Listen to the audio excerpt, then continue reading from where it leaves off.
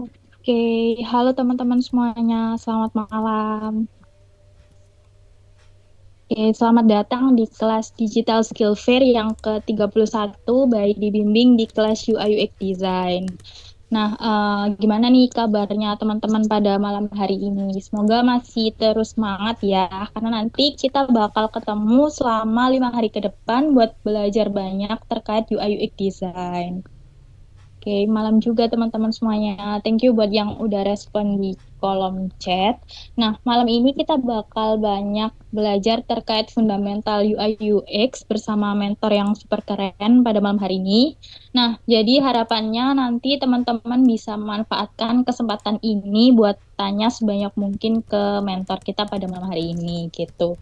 Nah, kemudian aku juga mau kasih announce sedikit. Jadi nanti secara berkala aku bakal kirim link absensinya yang mana teman-teman harus isi untuk link absensinya karena sebagai syarat buat dapetin sertifikat gitu. Kemudian juga nanti di sesi Q&A apabila ada poin-poin yang penting, teman-teman bisa catat secara pribadi karena untuk recordingnya nggak bakal dikirim ke teman-teman gitu. Jadi teman-teman bisa catat secara pribadi gitu. Nah, di sini udah ada 67, kurang lebih 67 peserta yang udah join. Kira-kira teman-teman di sini dari universitas atau dari sekolah mana aja ya? Boleh dong di kolom chat.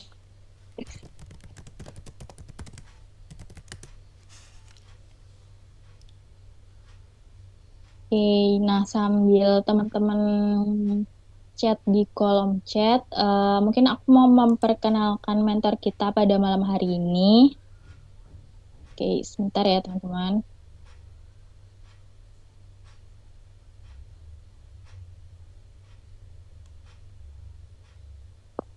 Nah, sekali lagi, selamat datang di Digital Skill Fair yang ke-31 by Dibimbing.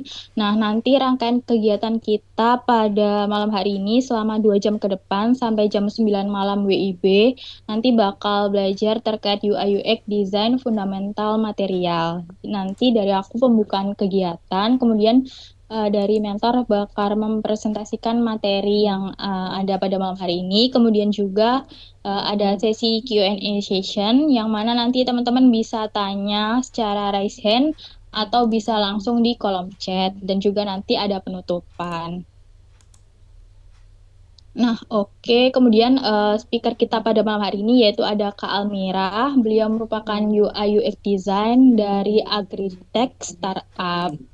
Nah, di sini juga Kak Almira juga udah join. Halo Kak, selamat malam.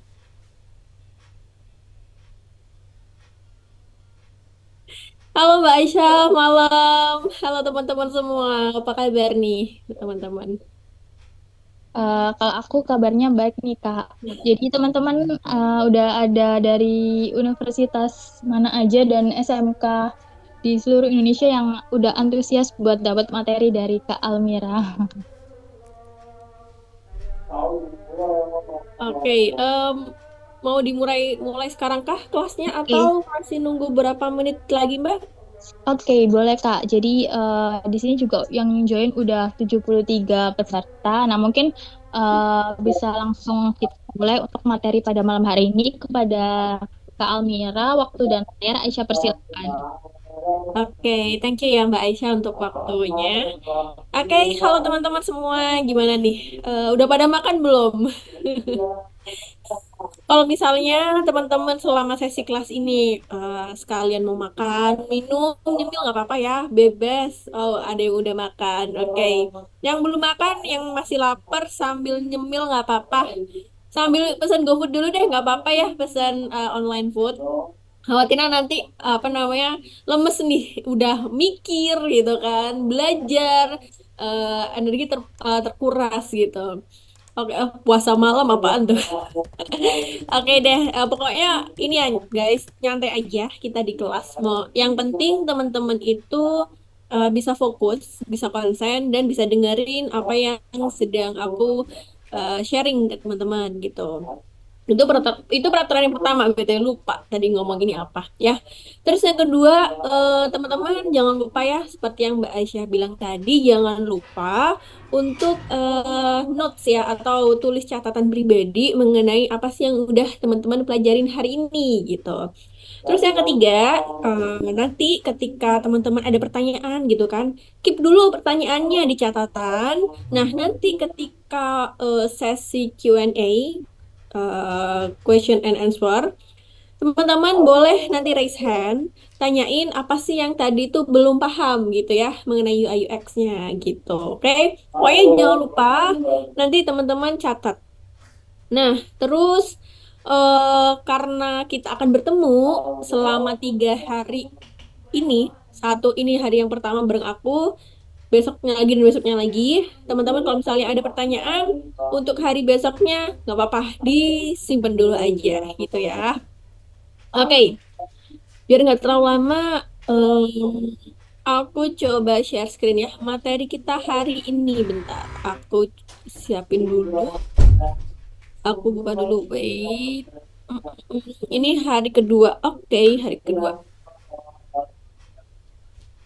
Nah, BTW ada yang tahu nggak? Kita tuh mau belajar mengenai topik apa hari ini? Mungkin ada yang bisa jawab via chat atau mau on mic juga nggak apa-apa. Ada yang tahu nggak kita mau belajar apa? Aku mau cek dulu nih, teman-teman udah sejauh mana tahu mengenai UI UX. Oke, ya udah ada yang jawab nih dari Miftahul Huda. Mas Miftahul Huda. Fundamental, Kak. Oke, fundamental. Dari Mbak Febri atau Mas Febri nih. Dasar UI UX. Benar. Fundamental, fundamental atau dasar-dasar UI UX ya yang akan kita pelajarin hari ini. Sip, mantap. Berarti aku anggap sebagian besar teman-teman di sini udah paham ya apa yang akan kita pelajarin. Oke, ada yang belum tahu. Jadi Mas, kita akan belajar mengenai yaitu dasar-dasar dari UI UX atau kita belajar UI UX dari awal banget nih ya. Untuk yang beginner ini cocok ya. Jangan lupa dicatat ya untuk pelajaran-pelajaran yang kalian temukan di hari ini. Oke, yang pertama ini pembukaan dulu ya, UI UX UI UX nih, sorry, harusnya nih UI UX design fundamental. Nah, agendanya apa aja yang akan kita pelajari selama 2 jam ke depan?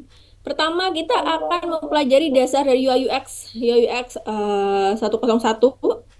Lalu ada spesialisasi apa aja sih di dalam UI UX gitu kan? Loh, ternyata nggak cuma UI UX doang nih namanya. Ya, ada beberapa roles atau spesialisasi yang nanti akan aku detailkan ke teman-teman. Lalu yang ketiga yaitu persiapan membuat UI UX itu kita perlu ngapain aja ya? Apa aja yang perlu kita persiapkan, kita ketahui dan kita lakukan. Nah, terakhir adalah alat kerja. Oke, ini alat kerja yang nantinya akan dibutuhkan oleh seorang spesialis dalam dunia UI UX gitu. Oke, kalau gitu kita lanjut ke pembahasan yang pertama, UI UX 101 atau dasar dari UI UX atau basicnya UI UX ya. Nah, teman-teman di sini sebelum mulai, aku tuh mau cek lagi. Ada yang tahu nggak perbedaan UI UX?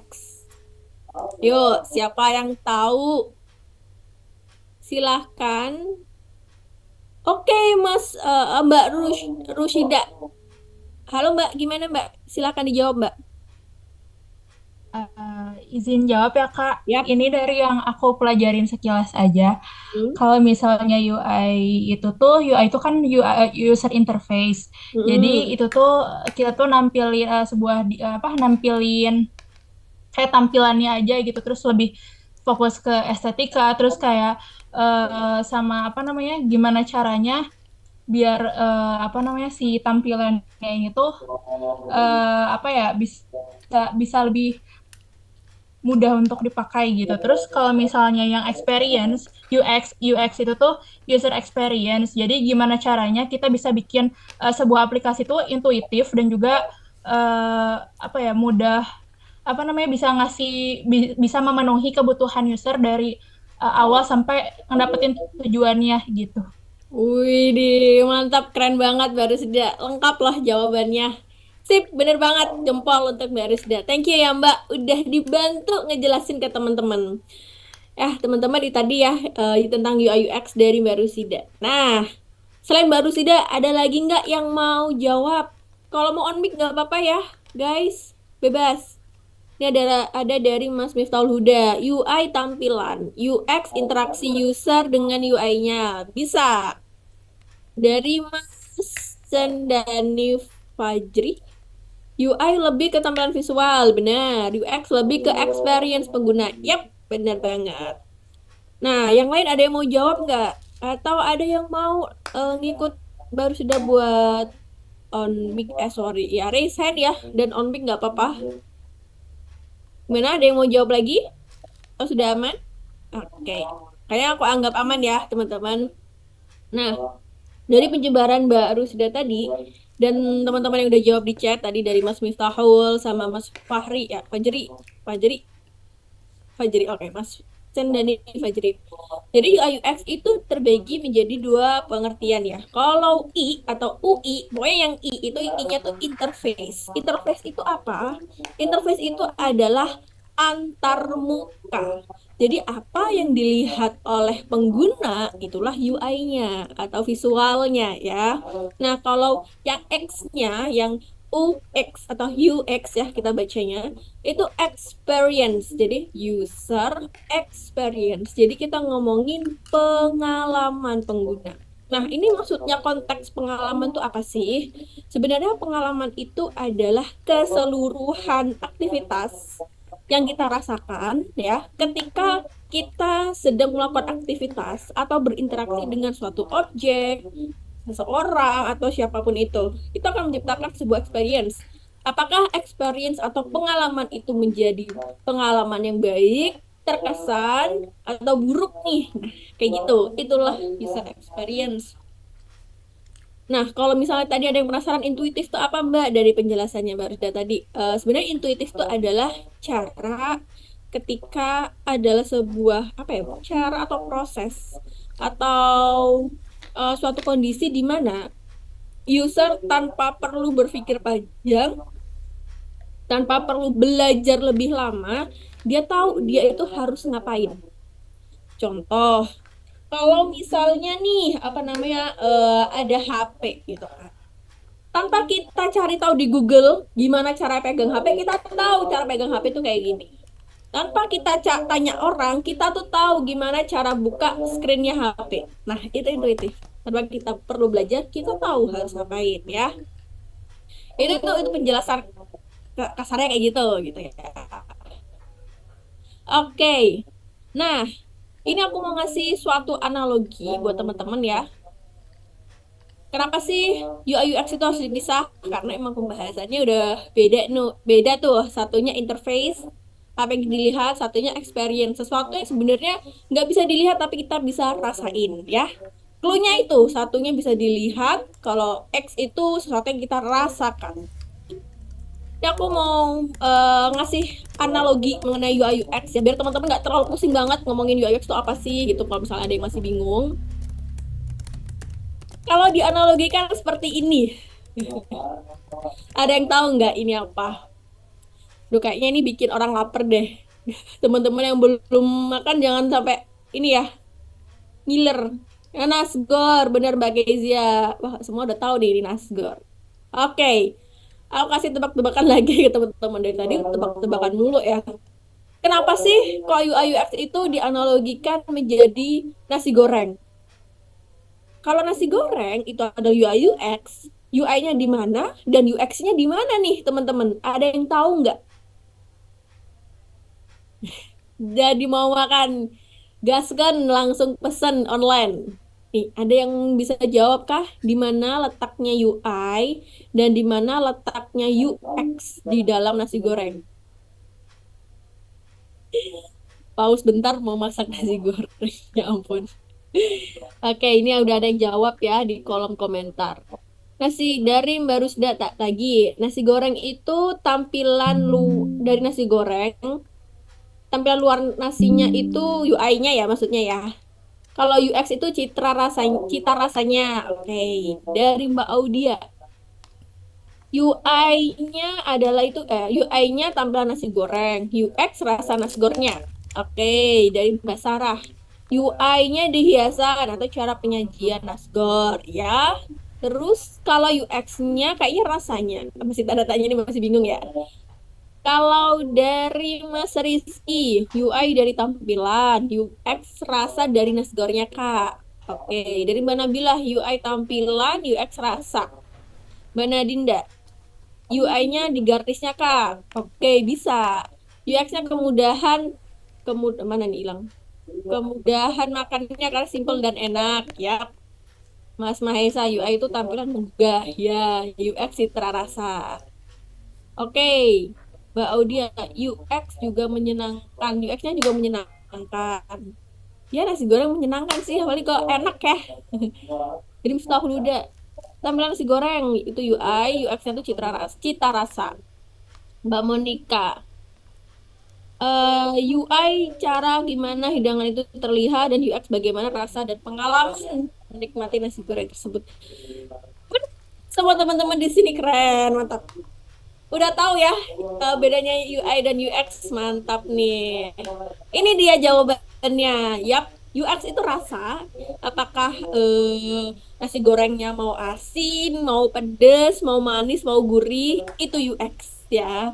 Kalau UI itu gimana sih kita membuat nasi goreng itu terlihat sangat menggoda bagi orang. Oke. Nah, ini pertanyaan lagi.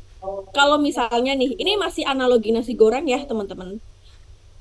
Menurut teman-teman, penting mana nih UI atau UX dulu yang harus kita tekankan lebih dalam dan kita bikin lebih cepat dalam proses pembuatan produk ya. Mana dulu nih yang harus kita tekankan, UX-nya dulu atau UI-nya dulu yang harus dimatengin dalam sebuah produk? Ada yang tahu nggak? UX-nya dulu, UX oke, UX, UX, UX. Kok kalian jawabnya UX? Bener sih. Bener, UX-nya dulu. Flow bisnis duluan. Masih belum ada mas, nggak ada di nasi gorengnya ya. BTW kalau flow bisnis. Ya bener teman-teman ya. Kalau misalnya udah ada flow bisnis, pilihannya antara ada UX, jawabannya adalah UX. Sebenar banget. Karena kalau dianalogikan ke nasi goreng, nggak mungkin dong kalian mau menghabiskan nasi goreng yang tampilannya bagus, tapi ternyata asin banget, ya kan? Kalian pasti akan tetap nggak mau menghabiskan si nasi goreng itu, ya. Jadi teman-teman, kalau misalnya teman-teman itu eh, nantinya kalian udah jadi UI UX atau apapun itu ya, sebenarnya tuh kalau ngomongin UI UX tuh nggak melulu kita ngomongin produk digital, semua hal dalam kehidupan kita tuh sebenarnya itu beririsan kok dengan UI UX, cuma namanya aja beda gitu ya. Termasuk nasi goreng gitu kan. Nah, kalau kalian nanti jadi seorang desainer gitu kan, mana dulu nih harus kita bikin? Mau apakah produknya harus tampilnya bagus atau experience-nya dulu nih kita bikin bagus gitu. Saran aku untuk apa namanya membuat produk yang sustainable atau yang apa namanya masa pakainya itu bisa lama, yang apa namanya lebih awet, itu tekankan aja dulu UX-nya ya. Meskipun UI-nya mungkin itu belakangan karena apa? UI yang bagus tuh masih kita bisa kejar kok ya. Masih bisa kita kejar perbaiki untuk next development. Tapi kalau UX-nya jelek duluan, misalnya nih jeleknya di bagian mana Mbak? Di bagian loading time. Ketika kita buka aplikasi, loadingnya lama, muter-muter bang, muter-muter terus pasti kita sebel dong, nggak mau apa namanya jadi mikir-mikir nih mau pakai nggak ya gitu gitu ya. Nah, tapi gini ya teman-teman, ada sebuah riset dalam apa namanya informasi mengenai UX laws. Kalau misalnya teman-teman penasaran, cari aja di Google UX laws gitu ya, laws of UX atau laws UX gitu. Itu ada sebuah riset di mana eh, apa namanya ketika ada dua produk disandingkan ya. Satunya ini produknya itu produk atau kalau nggak salah itu mesin ATM. Nah, satu produknya itu sebenarnya berjalan sangat cepat. UX-nya itu bagus, tapi tampilannya biasa aja ya. Tapi ada produk yang satunya itu UI-nya bagus banget, tapi UX-nya jelek, yaitu apa namanya? Kadang ada errornya, kadang ada loading time-nya lebih lama. Nah, ketika disurvei user lebih memilih mana, ternyata kebanyakan mereka itu milih produk yang UI-nya bagus, tapi UX-nya agak jelek. Kok kontradiksi ya sama yang aku bilang barusan? Ada yang tahu nggak kenapa?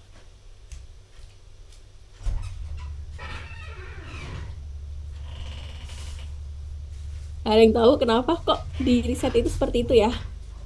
Karena sebenarnya ketika ini sebenarnya hal yang common atau hal yang umum terjadi di manusia. Ketertarikan yang dilihat oleh mata terlebih dahulu, Kak, benar. Itu hal yang sangat biasa bagi manusia. Manusia itu memang cenderung memilih yang lebih cantik. Itu emang sifat naturalnya manusia, guys, ya. Memang mereka tuh cenderung memaafkan kejelekan dalam suatu hal yang cantik gitu. Cuman apakah itu sustain? Apakah itu bertahan lama ya produk itu? Sebenarnya enggak. Pasti ini bukan dari saya, tapi dari pengalaman ya. Pasti produk yang misalnya emang kadarnya bagus tapi experience-nya jelek, lama-kelamaan akan dapat banyak komplain untuk memperbaiki si experience-nya itu. Sedangkan kalau kita lihat nih, kalian tahu nggak produk mobile banking BCA? Ada yang pernah pakai nggak?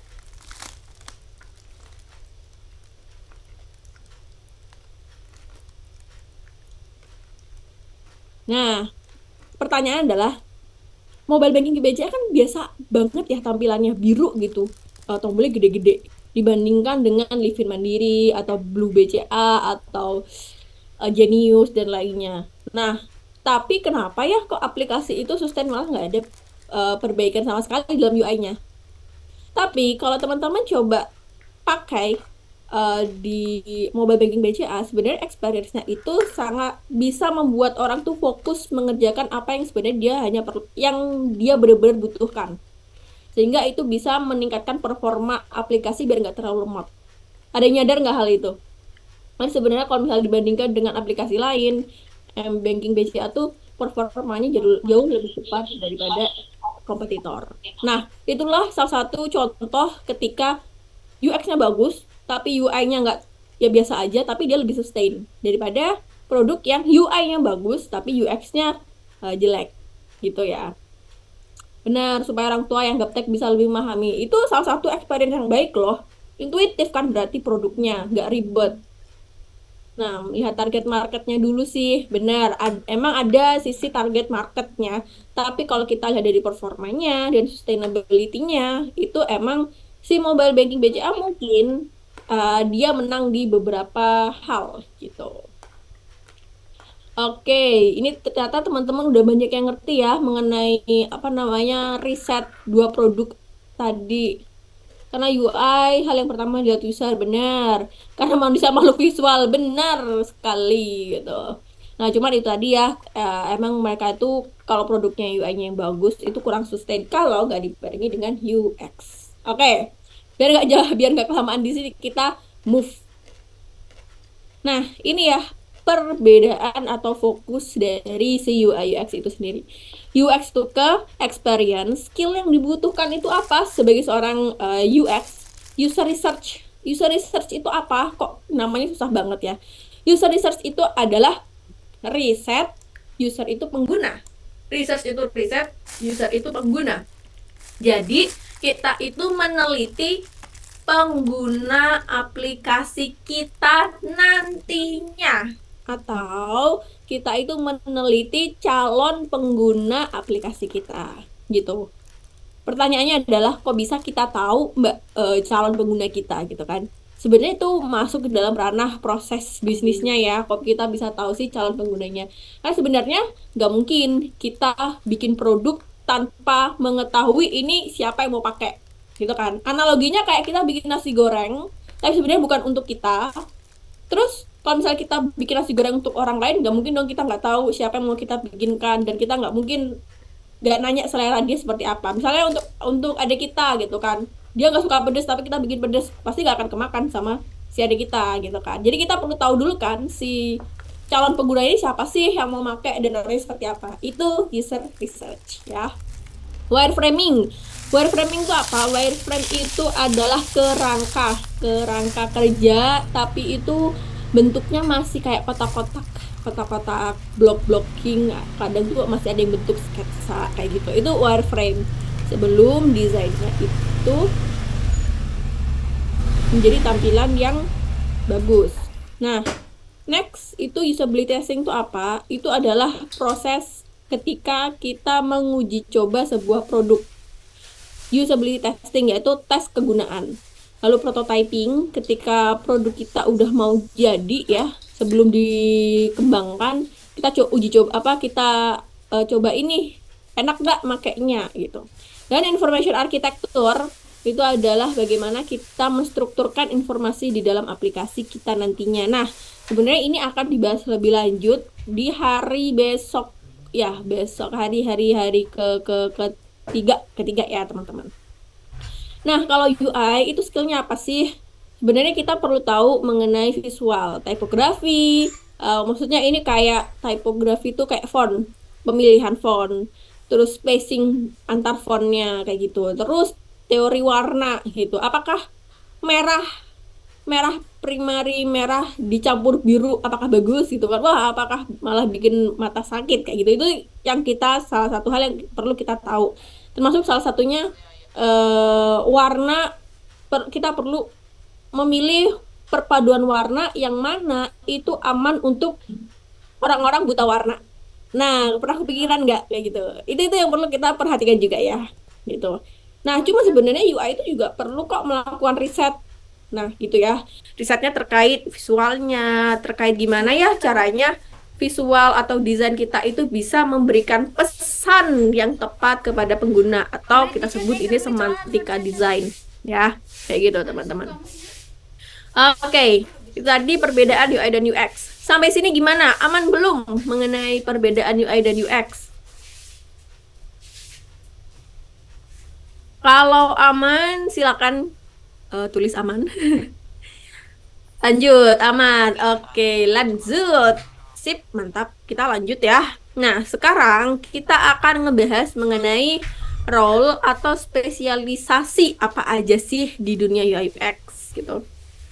Nah, ada yang tahu nggak di UI UX tuh ada role apa aja yang udah kalian kepoin? Yuk, coba ada apa aja kira-kira? UX researcher, oke, UX researcher. Selain itu, apa lagi? UI design, ya, UI design, UX writer, widih mantap, UX writer, UX designer, apa lagi? UX engineer, widih, iya benar ada tuh UX atau UI engineer, product design, UX researcher, UI illustrator, UX engineer, UX writer, widih, banyak banget ya ternyata teman-teman. Ternyata kayaknya kalian udah pada tahu deh roles-nya. Atau kita skip aja nih penjelasannya. Ya agak bercanda, kita lanjut aja. Kita lanjut ya. Nanti kalau misalnya teman-teman ada yang penasaran, misalnya ada salah satu roles yang belum aku sempet jelasin, kalian nanti tagih aja ya ketika Q&A. Ntar aku coba apa namanya ceritain. Kok cerita sih? Aku sharing ke kalian ya mengenai role itu. Oke. Nah, sebelum kita ngobrolin ada role apa aja di dalam UI UX, aku kasih tahu kalian alur kerja di dalam dunia UI UX itu sendiri. Nah, dalam proses kita menciptakan sebuah produk atau mendesain sebuah produk, kita tuh memulainya harus ini wajib banget ya untuk teman-teman melakukan research atau riset. Kenapa kita harus riset? Karena riset itu adalah panduan penting untuk kita mendesain agar produk kita itu beneran dipakai oleh pengguna. Ya, jangan sampai kayak analogi nasi goreng tadi ya. Misalnya kita punya adik yang gak suka pedas, tapi kita malah bikin nasi goreng yang pedas. Akhirnya nasi goreng yang gak kemakan. Nah, itu analogi yang paling dekat banget. Dan itu juga yang akan terjadi di produk kalian. Nah, lalu lanjut. Setelah research itu apa? Yaitu proses mendesain ya. Proses mendesain itu ketika kita udah coba bikin ide, wah kira-kira fiturnya ada apa aja nih gitu kan. Kayak nasi goreng tuh misalnya ada topping apa aja nih yang akan kita tambahkan nantinya gitu. Kalau dalam proses desain, kira-kira nanti warnanya pakai apa gitu. Terus kira-kira bentuk atau shape-nya itu kotak sudut atau kotak yang round kayak gitu. Terus ada bakal ada berapa modul atau berapa fitur nih di dalam aplikasi. Kayak gitu ya, dia proses desain. Lanjut proses prototyping. Ketika kita membuat sebuah desain kita itu bisa dijalankan secara real time gitu. Cuman ini masih dalam cangkupan desain ya, belum benar-benar di-develop oleh apa namanya developer. Lalu lanjut setelah prototype itu apa? Proses slicing atau develop UI-nya doang ya. Nah, ini yang sebenarnya dilakukan oleh teman-teman UX engineer. Slicing itu apa, Mbak? Slicing itu adalah proses di mana masing-masing komponen desain yang udah kita bikin, contohnya apa? Teks. Selain teks apa? Misalnya gambar. Selain gambar apa? Icon. Selain icon, button atau tombol ya. Itu kan komponen. Nah, si UX engineer atau UI engineer ini membuat masing-masing komponen itu diterjemahkan ke dalam code HTML, CSS. Mungkin seperti itu ya. Nah, kenapa sih kok peran mereka ada gitu? Karena biasanya karena mereka itu akan sangat membantu tim front end atau tim mobile developer atau tim developer lain untuk mempercepat kerjaannya gitu. Nah, jadi tim engineer nanti itu tinggal masang fungsi-fungsinya aja di dalam desain kita. Dan goals utamanya apa? Agar di apa yang kita desain di Figma itu beneran sama loh kayak yang ada di HP pengguna masing-masing nantinya gitu. Karena biasanya kalau misalnya nih dari desainer langsung lompat ke developer, engineer kayak misalnya front end atau mobile developer, kadang tuh bukan kadang sih, beberapa seringnya terjadi proses yang ketinggalan gitu. Jadi kayak kok kelihatan di live-nya atau hasil developnya kok beda sih sama di Figma gitu. Akhirnya harus ada yang dirombak lagi, dirombak lagi. Nah, si UX engineer itu adalah kipernya gitu. Dia yang ngejaga gawang biar nggak ada gap yang terlalu jauh dengan Figma. Ya, Figma itu apa? Sorry ya, aku ngomong tanpa ngasih tahu dulu. Figma itu salah satu alat kerja desainer untuk membuat desainnya gitu. Nanti akan kita bahas ya. Nah, setelah proses slicing atau develop itu apa sih? Testing gitu. Nah, sebenarnya ini adalah proses testingnya yang bisa juga dilakukan oleh selain UI UX, yaitu QA, QC, quality assurance, quality control ya yang ada di perusahaan masing-masing. Nah, tapi biasanya testing ini juga dilakukan di antara prototype dan slicing develop, yaitu disebut testing riset lagi ya, namanya usability testing yang sempat aku bahas di awal, yaitu tes hasil desain kita ke pengguna. Nah, sebenarnya apakah usability testing itu hanya dilakukan di saat ini gitu? Enggak sih, sebenarnya UT itu bisa dilakukan bisa belum slicing development atau setelahnya gitu, tergantung gimana sih tim itu mau apa namanya bikin timeline yang efektif dan efisien gitu. Nah, ini dia. Ini dia ada apa namanya role pada masing-masing proses. Nah, tadi tuh kan ada yang nyebutin UX Illustrator ya. Ini aku nggak sempet nambahin di sini. Nah, UX Illustrator itu juga ada. Dia itu masuknya ke dalam proses desain. Gitu, itu UX Illustrator. Nah, dimulai dari riset, ada siapa? UX researcher atau peneliti pengalaman pengguna. Nah, kalau dalam proses desain ada siapa? Ada UX designer atau designer UX, designer experience pengguna, ada designer interface-nya pengguna atau desainer antar muka, Dan ada UX writer, yaitu adalah penulis khusus untuk di UX aja ya. Jadi bukan nulis untuk novel atau yang lainnya, tapi dia nulis di aplikasi. Nah, next ada siapa? UI designer. Nah, UI designer itu kok bisa sih masuk ke dalam dua proses gitu? Nah, UI designer itu kan pertama dia ngebikin mock up ya, atau hasil final sebuah desain. Habis itu di set ke prototype. Nah, ini UI designer. Nah, terus lanjut ke proses slicing develop itu ke UX atau UI engineer. Ini tergantung sih masing-masing perusahaan mau ngasih namanya apa gitu. Nah, terus testing kok bisa semua spesialis ya? Karena sebenarnya mereka itu bisa kok terlibat dalam proses testing. Sebenarnya testing tuh nggak cuman usability testing doang ya. Ada pilot testing di mana kita itu sebagai tim internal nyobain. Nah, itu salah satu pilot testing atau heuristic evaluation, evaluasi produk kita secara keseluruhan, tapi biasanya itu dilakukan oleh tim profesional di luar tim internal atau si tim internal itu sendiri gitu. Nah, that's why ini aku tulis semua spesialis gitu ya. Oke, nah Kak mau nanya kalau prototipe dari JHD 150. Mau tanya kalau prototipe itu bukan UX designer ya? Sebenarnya kalau UX designer itu, kalau kita ngomongin UX designernya doang nih, dia itu tahapannya beririsan dari proses riset ke proses desain. Udah di situ.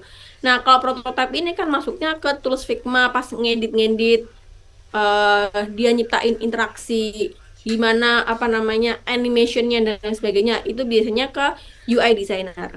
Kecuali di perusahaan itu emang namanya doang UX designer tapi kerjaannya double double double ya berarti ya dia juga mengerjakan gitu ya teman-teman. Sebenarnya kalau kalian nanya, Kak bukannya ini juga ngerjain ini, itu bisa aja terjadi tergantung kalian kerja di mana. Tapi ini aku coba jelaskan dari perspektif em, idealnya ya, idealnya UX designer tuh nggak sampai prototype gitu. Oke, kita lanjut. Nah, kita bahas detail ya peran atau spesialis dari UI UX designer. Pertama, kok UI UX designer, UI UX world. Nah, yang pertama UX researcher. UX researcher kan sempat yang kayaknya aku tadi sempat beberapa kali ngobrol, yaitu dia melakukan riset. Risetnya tuh metodenya ada banyak banget ya. Ada riset di awal produk, ada riset di akhir produk ya. Kalau riset di awal produk disebutnya ya UX riset aja gitu. Kalau di akhir produk namanya apa? Testing gitu tadi ya. Kayak testingnya apa Mbak? Usability testing, system usability scale, terus ada heuristic evaluation, pilot testing dan lain sebagainya. Nah, kalau riset di awal Mbak, di awal sebelum produk atau fitur itu dibuat, namanya risetnya apa? Riset UX biasa. Metodenya apa aja nih Mbak? Metodenya ada banyak. Ada metode kualitatif sama metode kuantitatif gitu. Sebenarnya gini ya teman-teman. Kalau kalian bingung banget ya mengenai metode riset di sini, itu tuh kalian nggak perlu berpikir terlalu dalam karena sebenarnya proses risetnya tuh sama aja yang kayak kalian kerjakan selama kuliah, kayak misalnya kalian tugas kalian skripsi. Sebenarnya itu ya sama aja dengan apa yang dilakukan oleh si tim riset ini gitu. Karena metodenya ada yang kualitatif kuantitatif, bener nggak kalian pernah melakukan itu nggak ketika kuliah? Kualitatif kuantitatif. Kalau misalnya kualitatif itu kalian kayak interview, nyebar survei, riset online, makalah, jurnal atau apa, bener nggak kalian? Ya itu juga sebenarnya dilakukan oleh tim UX riset gitu. Nah, tapi ada lagi juga proses riset kayak misalnya diary studies di mana seorang UX researcher ini nanti akan berkelana ke suatu tempat atau on-site atau riset lapangan. Terus dia itu risetnya nggak cuma sehari, misalnya risetnya 7 hari.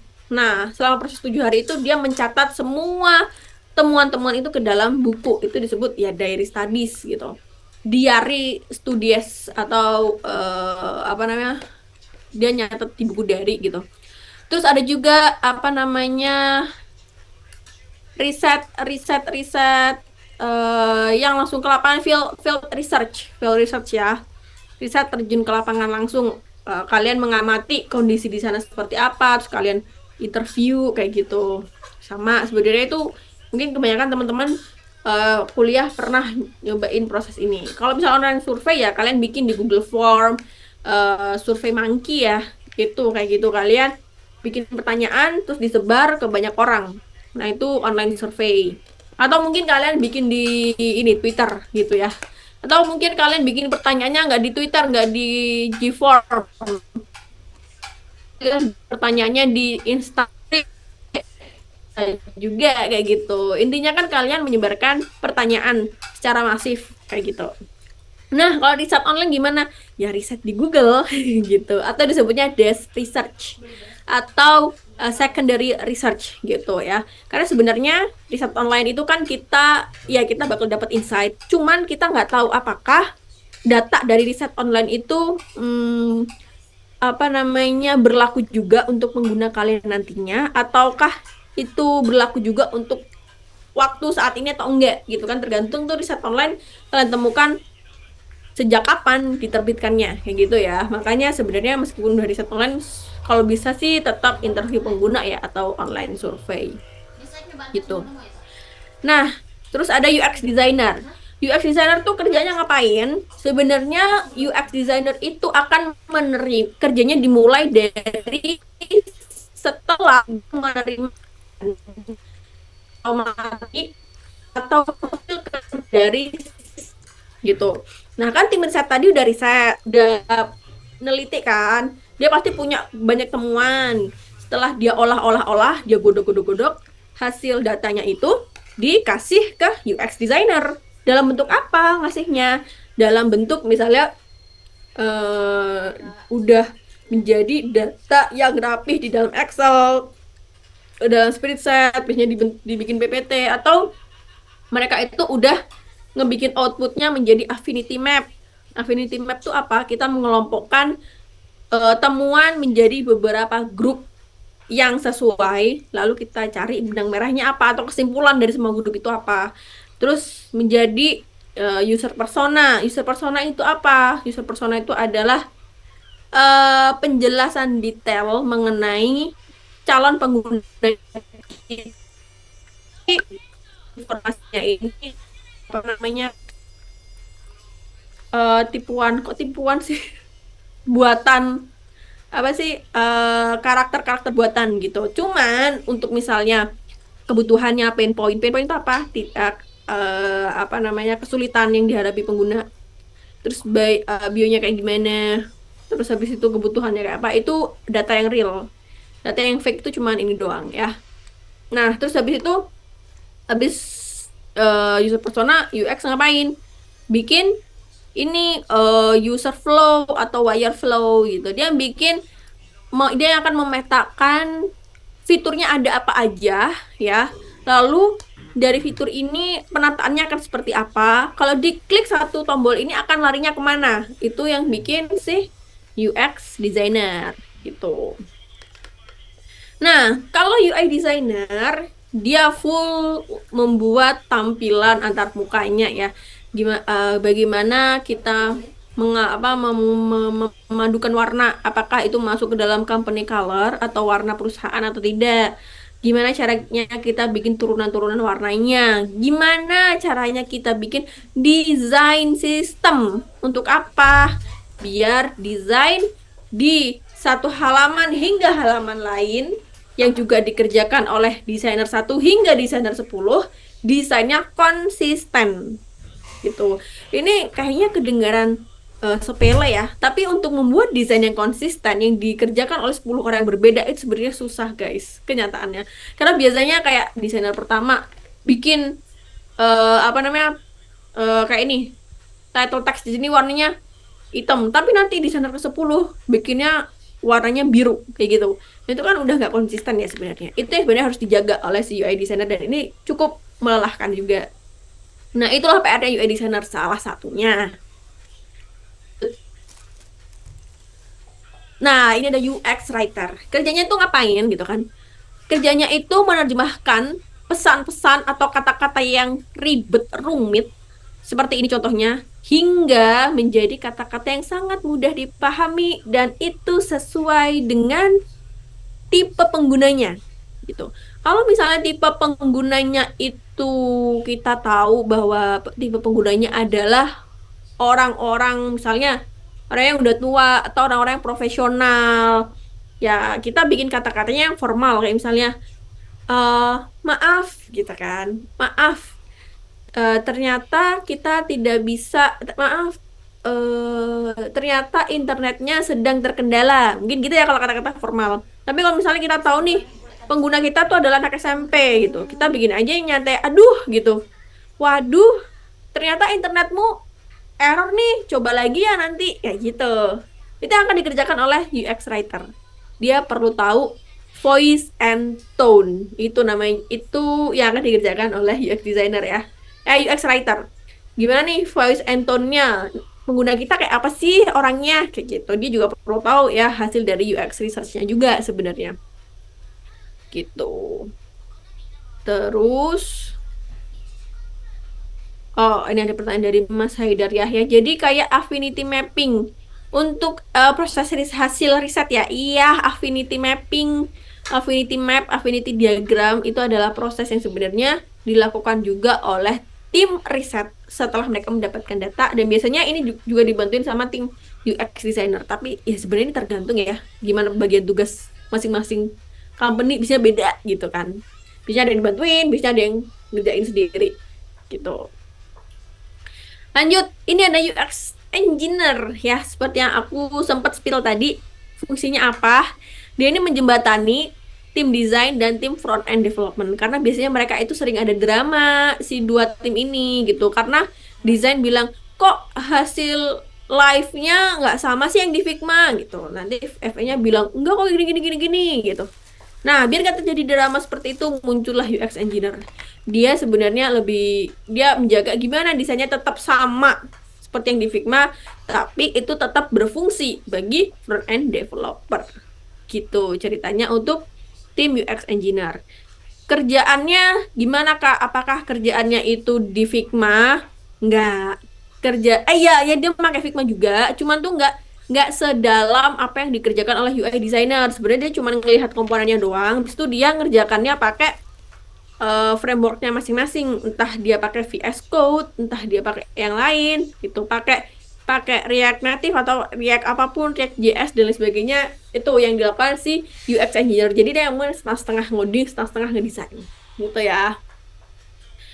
Ini ada pertanyaan dari Mbak Claresta.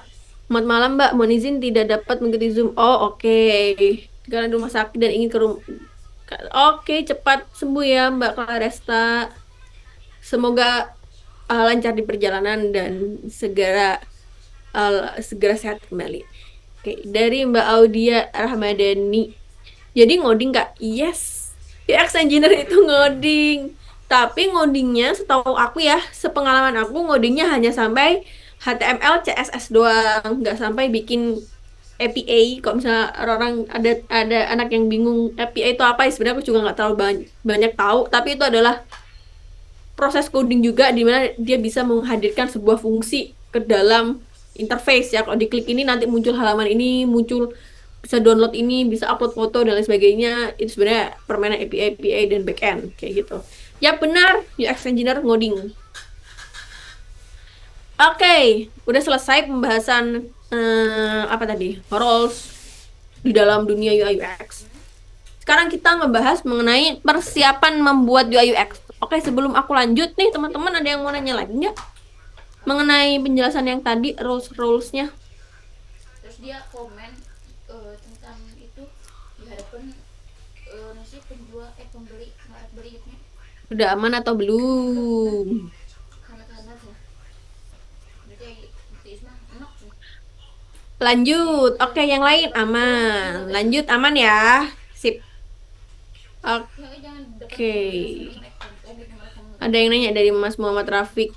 Penjelasan pertama tadi kita ngobrolin. makan sesuai. Oh, kita ngobrolin basic UI UX. Perbedaan UI dan UX itu apa, Mas? Gitu ya, untuk penjelasan materi yang awal banget. Yang barusan emang kelanjutan atau modul keduanya kita ngebahas role di dalam UI UX. Oke, semua udah aman. Kita lanjut.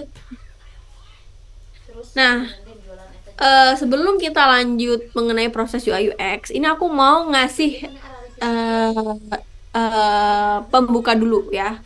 Ketika kalian mau mengetahui the whole proses UI UX, kalian tuh juga perlu tahu proses design thinking gitu. Design thinking itu apa, Mbak? Apakah design thinking itu hanya diperlukan oleh tim UI UX? No. Design thinking itu sebenarnya bisa kita implementasi atau digunakan oleh seluruh lapisan spesialis dan profesional dan cangkupan masyarakat sebenarnya ya. iya nasi nama Design thinking itu tuh adalah metode atau cara nasi yang membantu orang menstrukturkan cara berpikir. Yang mana cara berpikirnya ini nanti bisa juga lebih mudah dan lebih cepat dipahami oleh orang lain gitu. Jadi ketika kalian melakukan kerja kelompok atau kerja tim, ketika kalian implementasi proses ini, sebenarnya itu akan lebih mudah untuk kita berkomunikasi, membagikan hasil dan ide ke orang-orang lain. Karena apa? Dengan kita membuat sebuah proses berpikir yang terstruktur, kita bisa tetap inline terhadap fokus masalah dan inline ke ide apa sih yang akan kita lakukan atau kita develop nantinya gitu. Jadi biar nggak keluar jalur terlalu jauh gitu ya. Itu design thinking. Nah, design thinking itu prosesnya dimulai dari mana hingga mana. Sebenarnya prosesnya itu mirip banget dengan apa yang dilakukan oleh tim desainer. Dimulai dengan proses empathize. Empathize itu apa? Empati. Empati itu kan adalah proses di mana kita coba memahami apa sih yang dirasakan oleh orang lain gitu. Nah, sebenarnya proses empati itu ya proses riset. Agar kita tahu apa yang dirasakan oleh orang lain ya kita harus datang langsung, kita coba langsung gitu kan. Barulah kita bisa berempati. Itulah juga yang dilakukan oleh tim UX researcher. Dan ini juga yang masuk ke dalam proses UX, UI UX proses gitu. Nah, setelah empathize itu apa? Divine. Divine itu adalah proses ketika kita sudah menemukan raw data atau data mentah, kita olah, kita lihat pola atau masalah apa sih yang terjadi dari topik ini. Itu divine ya.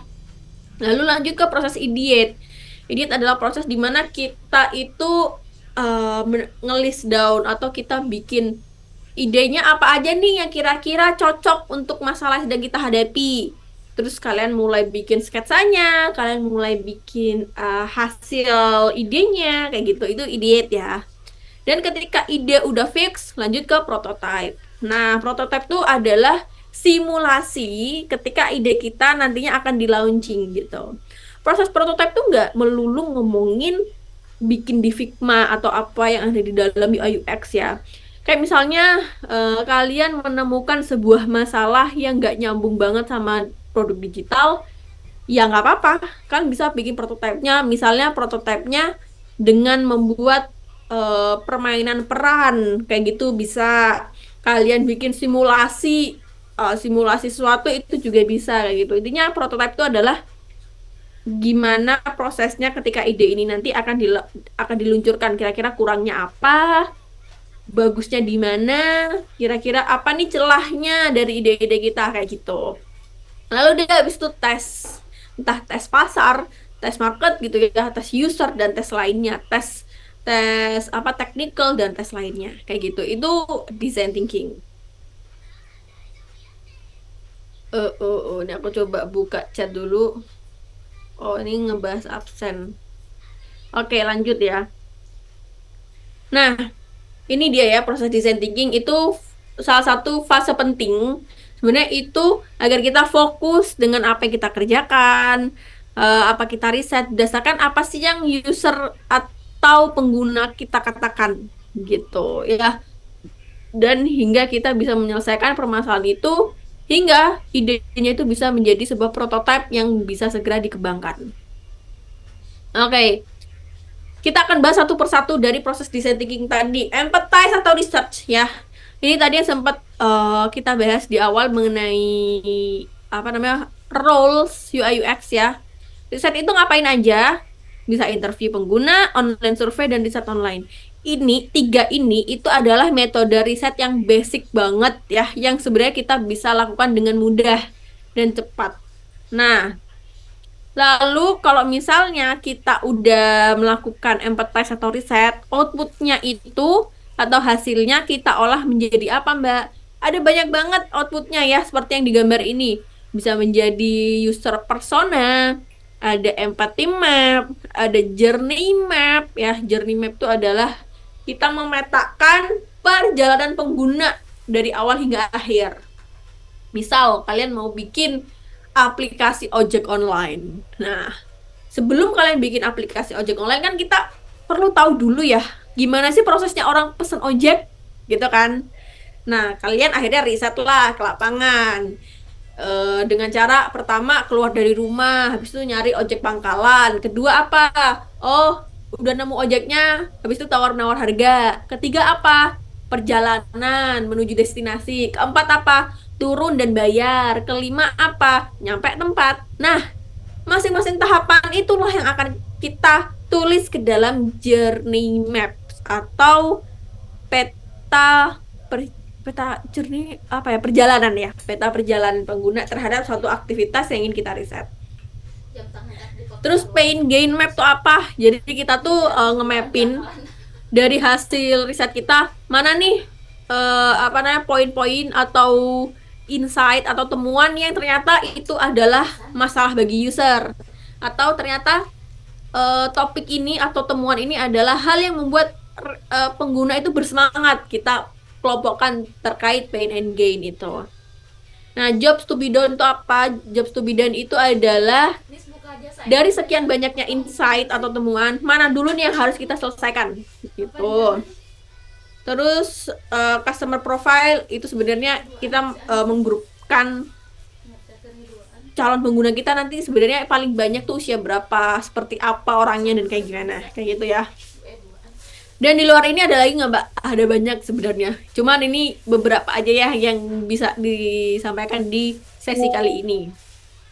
Nah, ini salah satu contoh ya dari journey maps. Itu kalau persona maps kan tadi, user persona tadi kan udah sempet dikasih tahu ya. Ini kalau journey gitu. Terus setelah itu ada apa lagi? Ada proses define ya, atau kita itu menemukan atau kita mengolah hasil temuannya, temuan riset. Ada outputnya bisa jadi apa aja, journey maps juga itu masuk. Service map, jadi kalau masing-masing pengguna kita tuh sebenarnya butuh bantuan atau layanan apa sih di dalam produk kita. Terus bisnis model canvas ya, ini sebenarnya masuk juga ke dalam proses bisnis. Terus value proposition canvas dan card sorting, atau ada juga affinity map dan lain sebagainya. Nah, card sorting itu seperti ini ya, ketika kita coba mengelompokkan sebuah temuan berdasarkan grupnya masing-masing. Oke, lanjut. Kalau define udah, selanjutnya apa? Ideate gitu, kita bikin ide. Nah, outputnya apa nih, Mbak? Idenya sebenarnya ada banyak banget ya outputnya. Ada lightning task, mana aja nih yang akan kita kerjakan, kita bikin detail-detailnya. Atau how might we ini adalah sebuah gagasan ide dari setiap permasalahan. Tapi ketika kita mau bikin statement ide, kita awali dengan how might we atau bagaimana jika kita bla bla bla bla bla gitu. Nah, sebenarnya ini tuh statement ini digunakan untuk sebagai panduannya atau guidance kita ketika mengembangkan ide yang lebih detail lagi. Goalsnya itu apa sih gitu. Nah, terus affinity maps, terus 5 why. 5 whys itu adalah sebenarnya ini juga beririsan dengan metode riset. Ketika kita menggali suatu permasalahan, kita coba tanyakan 5 kali kenapa sih masalah ini terjadi gitu. Nah, kayak misalnya kita sedang mau bikin aplikasi ojek online gitu. Terus kita nemu nih salah satu orang yang ternyata dia suka berlangganan ke salah satu ojek online. Terus kita nanya, kenapa kok suka berlangganan? Iya, karena kalau berlangganan lebih cepat prosesnya. Kenapa? Apa itu yang dimaksud lebih cepat gitu? Kita nanya lagi dari konteks yang udah dijawab oleh si user sampai 5 kali gitu ya, 5 whys. Ada SWOT analysis yaitu kayak strength, weakness, opportunity dan threats gitu, dan value proposition canvas. Ini jadi dari masing-masing output ini akan memberikan kita ide kita harus ngapain. Nah, selain itu dalam proses ide atau desain ya sebenarnya kan ini tadi tuh ini luas banget ya, nggak hanya dilakukan oleh tim UI UX, tim business development atau tim-tim lain tuh juga bisa menggunakan output ini. Nah, khusus untuk tim designer ya, UI designer atau UX designer, mereka tuh bisa membuat idenya itu dalam bentuk sketsa seperti ini. Dia bikin kalau mau bikin aplikasi, bikin dulu yang cepat gitu, yang mana semua orang juga bisa mengerti nih apa yang sedang mau kita bikin. Ini sketsa. Terus ini wireframe, tampilan lebih bagusnya lagi, dan mockup, tampilan yang lebih detail, yang udah bagus, yang ada bentuknya dan sebagainya. Gitu yang udah fix gitu. Itu proses desain. Nanti kalau desainnya ini udah beres, kita ngapain? Bikin prototype gitu. Bikin suatu produk yang sudah bisa didemokan, diuji coba secara langsung, dan kita bisa evaluasi kayaknya kurangnya apa ya gitu. Apa yang perlu kita perbaiki ya sebelum di development? Apakah ternyata warnanya terlalu cerah, ataukah ternyata tulisannya terlalu gede nih, perlu kita kecilin kayak gitu. Ada banyak contoh sebenarnya. Nah, habis itu lanjut proses proses testing ya. Nah, sorry, ini tadi kan ke skip yang Crazy Eight. Crazy Eight ini harusnya masuk ke dalam proses si ide design. Crazy Eight itu apa? Yaitu ketika kita membuat desain, ya kita membuat ide dalam satu tim, misalnya ada 5 orang atau 10 orang atau berapa orang gitu kan. Nah, kita tuh masing-masing perlu membuat ide aplikasinya nanti seperti apa. Masing-masing orang itu nanti akan dibagikan kertas HVS, dilipat menjadi 8, dan masing-masing orang itu harus membuat flow dari satu ide itu di lipatan-lipatan kertasnya itu secara cepat. Jadi karena kayak eh, sketsa cepat gitu, dalam waktu berapa menit bisa dikumpulkan lagi. Karena ini biar idenya tuh terkumpulkan lebih banyak kemungkinan ide dalam waktu yang cepat gitu. Karena kan source idenya juga banyak dari beberapa tim. Nanti habis itu barulah kita seleksi ide mana yang cocok untuk dilanjutkan menjadi proses wireframe dan mockup. Kayak gitu ya, teman-teman. Maaf ya, ini tadi aku ada salah penyusunan PowerPoint-nya. Oke, lanjut ya. Dalam proses prototype, tadi prototype itu ada banyak banget apa namanya modelnya. Kalau misalnya untuk proses UI UX design, prototype itu ada 2 tipe, yaitu paper prototype dan digital prototype. Paper prototype itu apa? Paper prototype itu adalah ketika kita membuat gambar di kertas gitu kan. Ini aku coba kasih contoh gambar ya, sekalian paper prototype. Nah, kayak gini nih. Misal teman-teman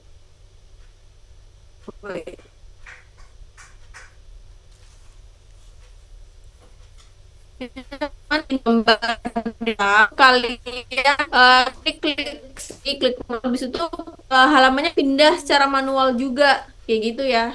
Jadi prototype itu mengerjakan kita membuat demo secara manual. Nah, ini paper kita bikin manual. Kenapa kok kenapa sih kok ada proses prototype kertas atau paper prototype? Sebenarnya paper prototype itu adalah proses yang cepat dilakukan tanpa kita perlu membuka Figma dulu, tanpa menghabiskan banyak waktu. Jadi kita bisa bikin cepat, habis itu budgetnya nggak terlalu gede, dan kita bisa bikin desain fixnya nanti bakal gimana nih, interaksinya dan lain sebagainya, kayak gitu. Salah satu company yang menerapkan proses prototype, paper prototype itu adalah Ruang Guru, setahu aku ya. Mereka tuh sebelum tahapan mock up design atau prototype digital, mereka melakukan hal ini dulu gitu. Itu dia. Nah, lanjut ya ke sini teman-teman.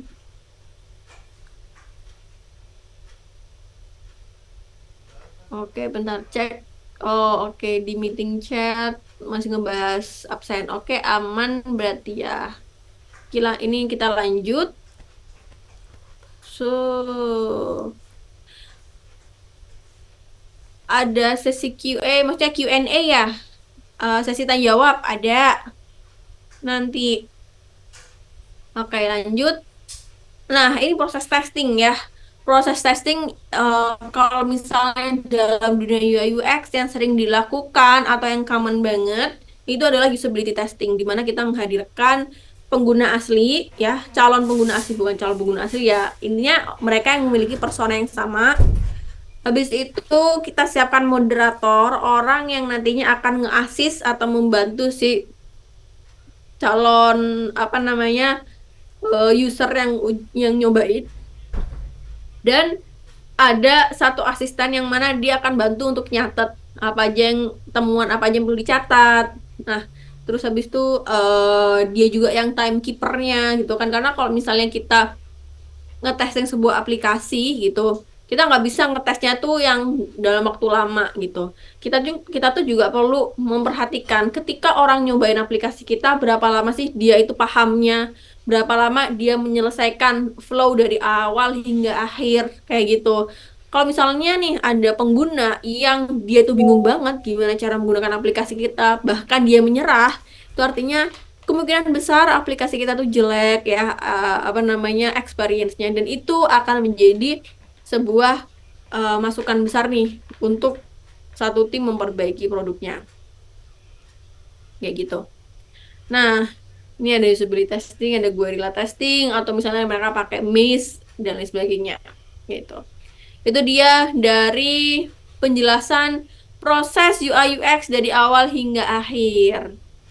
Ada pertanyaan, istilahnya adalah application tester. Ya bisa, tapi biasanya application tester itu dia nyobain aplikasi yang sudah di coding, udah beres, udah live, tapi masih versi beta atau versi alpha atau versi yang belum di launch ke publik ya, kayak gitu. Ini ada Mas Gozi. Mau tanya Kak, berarti product manager itu mencakup segala hal dong Kak, tapi apa beda atau kelebihan UX atau kelebihan product manager? Sebenarnya product manager dan UI UX designer tuh beda banget kerjaannya gitu. Product manager itu tuh nggak mengerjakan pekerjaan UI UX, nggak megang Figma juga. Sebenarnya product manager itu membantu apa namanya, mendistribusikan tugas kepada satu tim produk. Siapa aja? Ada UI UX, ada back end developer yang ngurusin apa namanya, function dan database lain-lainnya dalam sebuah aplikasi, ada front end developer, ada mobile developer, ada QA atau QC, ada tim data analis, ada tim bisnis, tim marketing dan lain sebagainya. Nah, yang mendistribusikan pekerjaan, banyak kerja, banyaknya kerjaan ke masing-masing spesialis itu adalah si product manager gitu ya. Dan dia sebenarnya juga kadang timekeeping nih. Yuk, Mira, kerjakan dalam waktu seminggu udah harus beres ya. Dia yang akan nagih gimana progresnya, udah sampai mana, ada kendala nggak gitu. Kira-kira bisa tepat waktu nggak ngerjakannya. Dia yang maintain bagaimana proses kerja itu berjalan dengan lancar. Itu ya product manager. Kalau UI UX ya seperti yang udah aku jelasin tadi dari awal. Gitu. Gimana nih Mas Gozi? Dari penjelasannya aman belum? Case. Oke, udah aman, mantap. Kita lanjut ya ke ke penjelasan alat kerja. Nah, alat kerjanya untuk UX researcher apa? Ada Maze. Maze ini aplikasi yang ngebantu kalian untuk melakukan usability testing juga. Ada Dovetail, Mixpanel, Hotjar. Nah, terus kalau misalnya untuk UX dan UI designer ada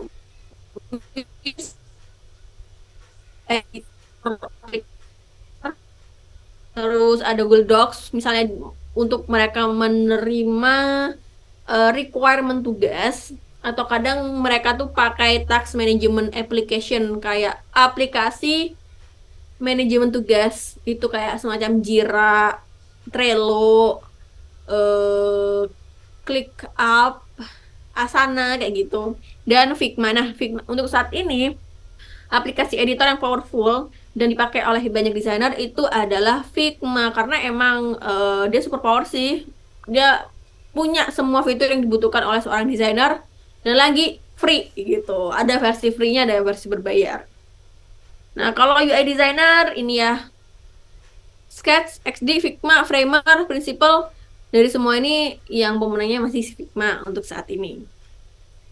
Itu dia yang itu dia penjelasan kita untuk topik hari ini mengenai fundamental dari UI UX, UI dan UX gitu, teman-teman. Nah, dari sini kalian ada yang mau ditanyakan belum? Atau tidak? Tanyakan tidak? Dari Mbak Angel. Kak, kalau lupa, oh, lupa absen. Oke. Whimsical itu untuk apa? Whimsical itu aplikasi editor, editor juga, editor UI UX. Whimsical, Whimsical. Whimsical. Itu mirip-mirip Figma kok, Whimsical ini. Nih, nih itu design to keep product teams aligned. Get start. Aku tidak ingin mencoba. Kita coba scroll aja. Nah, ini tuh sebenarnya, wih, keren banget ya transisinya. Nah, kayak gini nih, dia bikin kayak gini, ini mirip banget sama apa yang bisa kita lakukan di Figma juga, gitu. Sebenarnya ini tergantung preferensi, kalian tuh mau pakai apa, gitu. Nah, yuk teman-teman yang mau nanya bisa resign atau langsung on mic ya. Tuh, nah ini dia untuk ngedesain high fidelity juga. Itu ini whimsical itu semacam alternatif lainnya lah, kayak misalnya kalian mau bikin dokumen mau pakai MS Word atau kalian pakai Google Docs kayak gitu, itu bedanya whimsical sama Figma.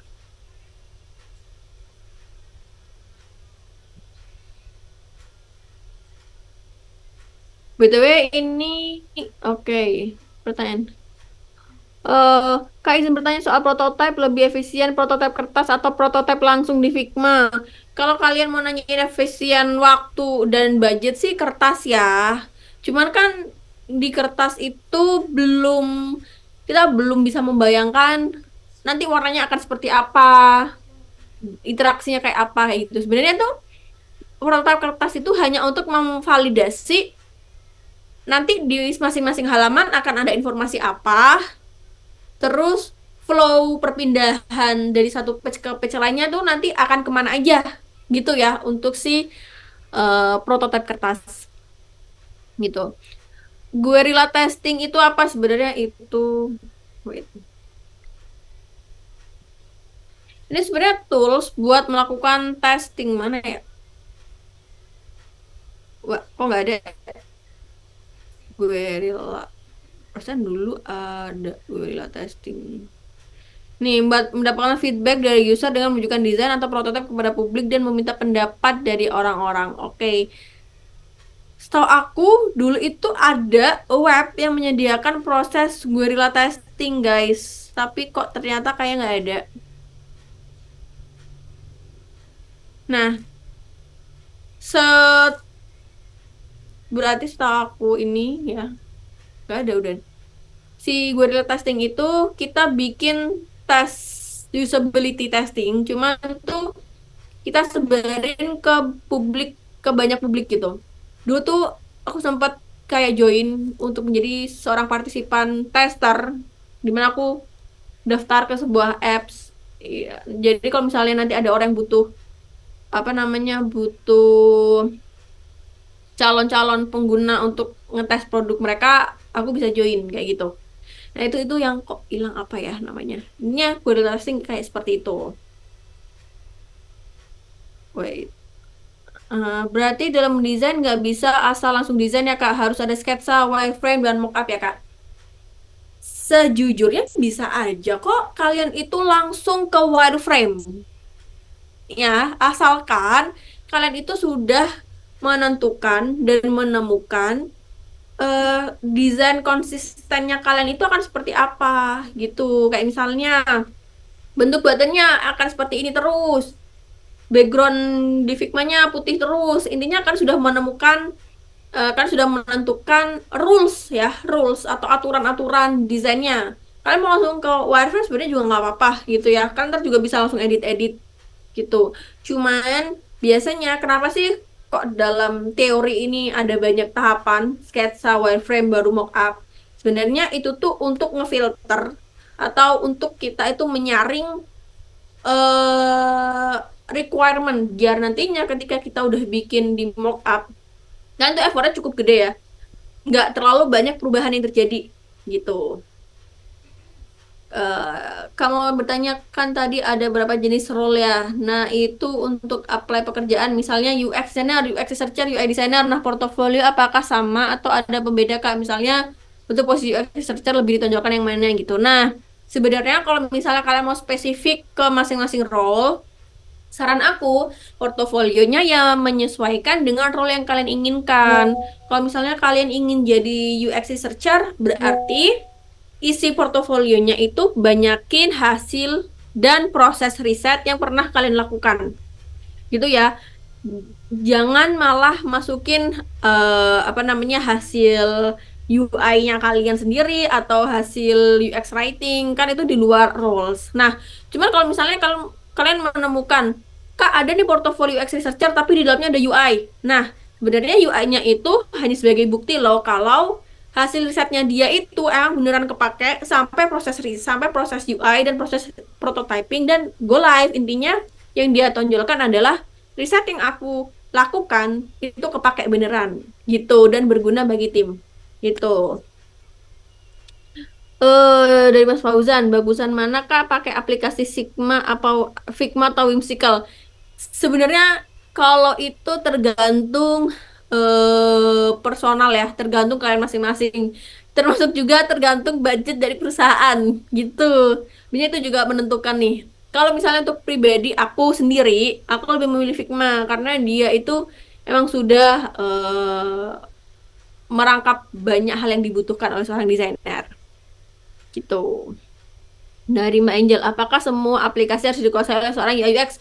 Nope, satu aja. Mau Figma, Figma aja. Mau Adobe XD, ya udah Adobe XD aja gitu. Yang sebenarnya harus dikuasai adalah skill-skill kayak critical thinking, terus skill risetnya, terus skill untuk public speaking. Loh, kenapa kok public speaking? Karena sebenarnya selain kita mengerjakan di laptop, kita kan juga perlu menjelaskan ke orang lain, apalagi ke PM, apalagi ke stakeholder lain tentang apa sih yang sedang kita desain. Biasanya gitu, ya. Dari Mas Jekonia. Kak, berarti kalau UI designer kita bikin beberapa versi handphone sama PC ya. Yap, benar. Kalau kalian sebagai UI designer, kalian bikin desainnya itu, misalnya nih, aplikasi kalian tuh bisa diakses melalui HP, tablet, dan laptop. Ya, berarti kalian bikin 3 versi ini. Gitu ya. Dari Mbak Dinda, Kak boleh tahu nggak dari pengalaman kakak di antara semua tahapan design thinking, tahap apa yang paling tricky atau challenging dan mau minta tipsnya kalau ada, makasih sebelumnya. Nah, paling tricky, challenging itu adalah menurut aku ya itu riset.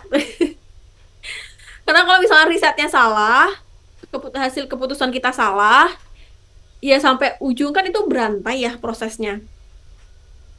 Prosesnya itu berantai, ya sampai proses testingnya nanti bisa salah gitu. Jadi sebenarnya yang paling tricky adalah pengambilan keputusan. Benar nggak ya yang kita desain idenya kayak gini? Itu tuh sebenarnya challenging banget gitu. Nah, tipsnya gimana? Ya sebenarnya kalau bisa melakukan riset yang dalam dan perbanyak insight-nya. Kalau misalnya kita nggak bisa riset, kita coba tanya ke tim stakeholder lain, kita diskusikan gimana nih enaknya kita mendesain ini sesuai dengan apa namanya pengetahuan masing-masing. Tapi sebenarnya kalau bisa riset sih, karena kalau misal diskusi doang kayak gitu khawatirnya bisa bias informasinya.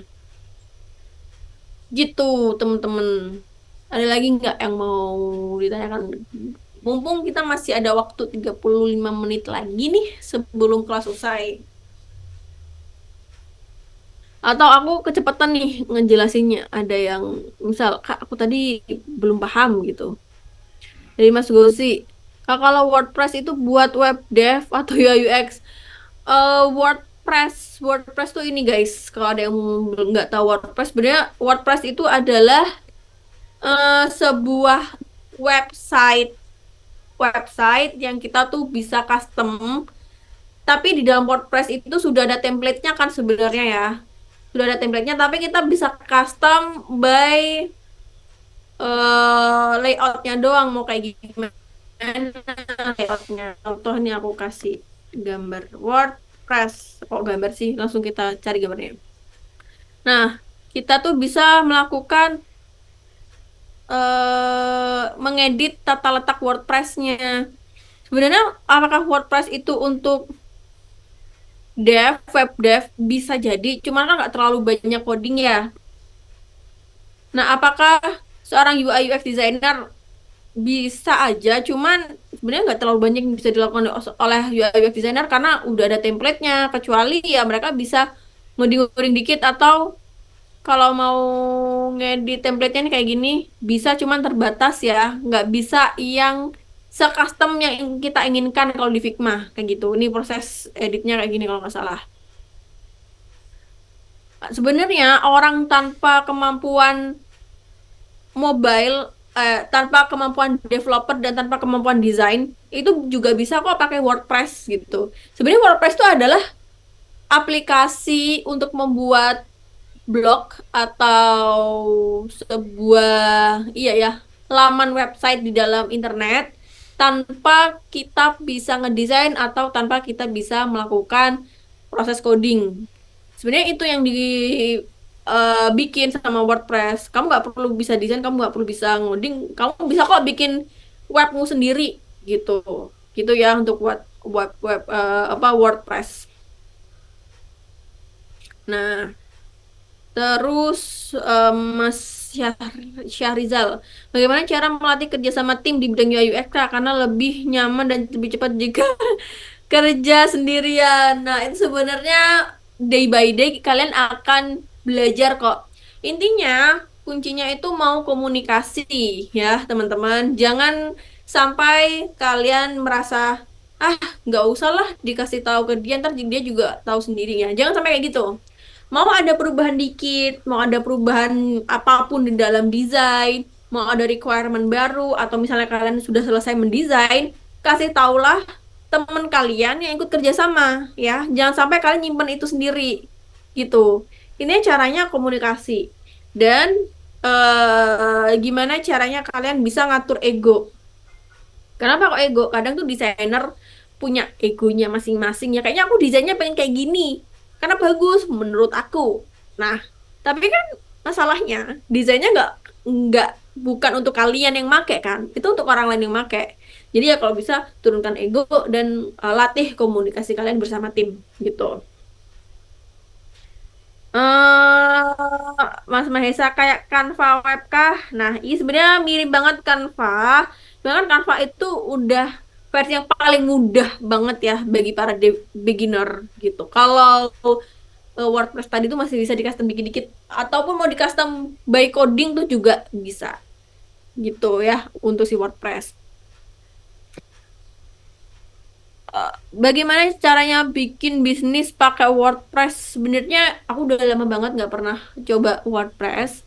Nah, coba langsung buka aja di ini di WordPress-nya. Eh,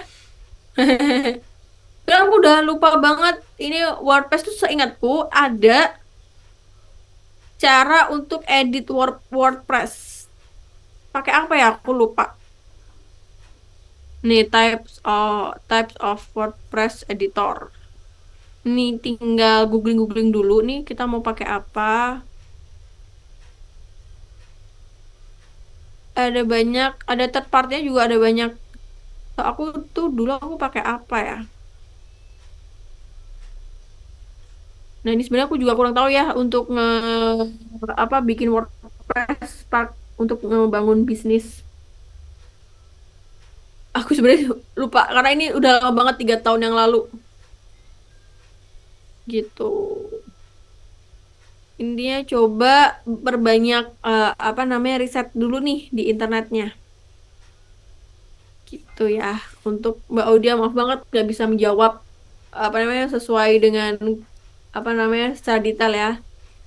Dari Mbak Raras, Kak izin bertanya lebih susah untuk membuat UI website atau membuat UI application mobile. Apa ada tips untuk masing-masing desain UI tersebut, Kak? Masing-masing UI web atau mobile application tuh ya ada pro and cons-nya masing-masing ya. Kalau untuk mobile itu kurang enaknya adalah device-nya kan kecil, frame-nya kan kecil. Jadi kita tuh pasti harus mikir banget gimana ya caranya bikin aplikasi yang kompleks tapi masih muat di HP, itu tantangannya. Kalau di web, karena pasti di web tuh layarnya gede ya, pasti aplikasi yang di web itu adalah aplikasi-aplikasi yang jelimet banget, yang kompleks, yang rumit, kayak misalnya admin dashboard lain-lainnya.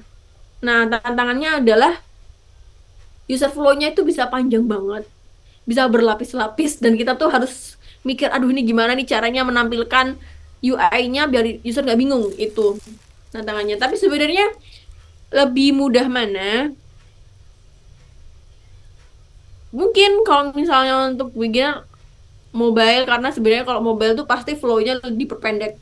Cuman kalau misalnya kalian ingin melatih apa namanya skill desain kalian, menurut aku yang kompleks tuh di desain web, biasanya gitu. Oh, izin bantu jawab dari Mas Jihad, mantap. Oke. Oh, download dulu di Localhouse. Nah, setahu aku tuh dulu pernah edit tapi lewat apa? Ini Elementor. Ini Mbak coba pakai Elementor. Nih, build website create your future. Aku dulu pernah ngedit web pakai Elementor ini. Dan ini juga bisa di kok di custom pakai coding kalau mau. Nah, Elementor ini dia juga udah punya template yang siap kita pakai. Itulah, silakan dicoba Mbak ya, Mbak Audia untuk Elementor. Gitu.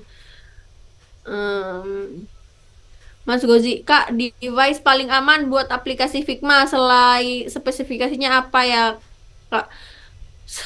Figma tuh setahu aku tuh nggak yang terlalu berat banget kayak Photoshop atau Adobe Illustrator ya, kalau misalnya untuk teman-teman desainer grafis yang pernah nyobain.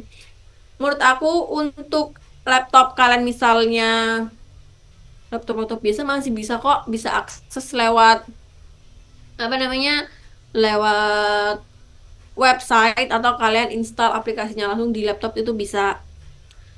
Kayak misalnya kalian pakai laptop Asus Dell yang masih i3 RAM-nya 4 tuh masih bisa jalan Figma gitu.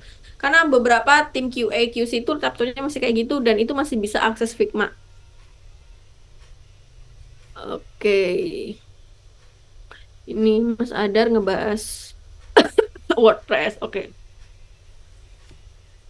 Mbak Tanti, izin bertanya Kak, untuk color teori dan font tulisan, apakah ada tips Kak? Kadang kita sudah jadi website, ketika sudah jadi website, hasilnya tidak sesuai dengan desain prototype, udah jadi website, nggak sesuai dengan prototype yang kita buat. Nah, sebenarnya kan ketika hasil yang di website nggak sesuai dengan apa yang ada di prototype tuh, kalian perlu tanya sama developernya kenapa kok nggak ngikutin yang ada di Figma gitu kan pertanyaannya. Nah, tapi kalau misalnya untuk menentukan font, color teori, kalian bisa kok cari. Ada banyak color generator. Nih, eh, di Google. Color generator. generator.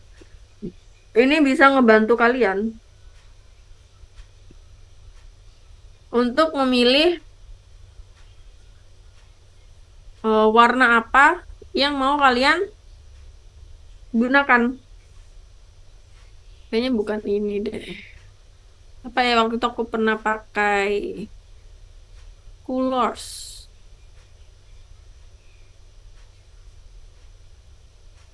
Oke. Nah, kalian bisa pakai color generator seperti ini. Ini sebenarnya ada banyak banget. Nah, ini yang sering aku pakai nih. Ini apa namanya?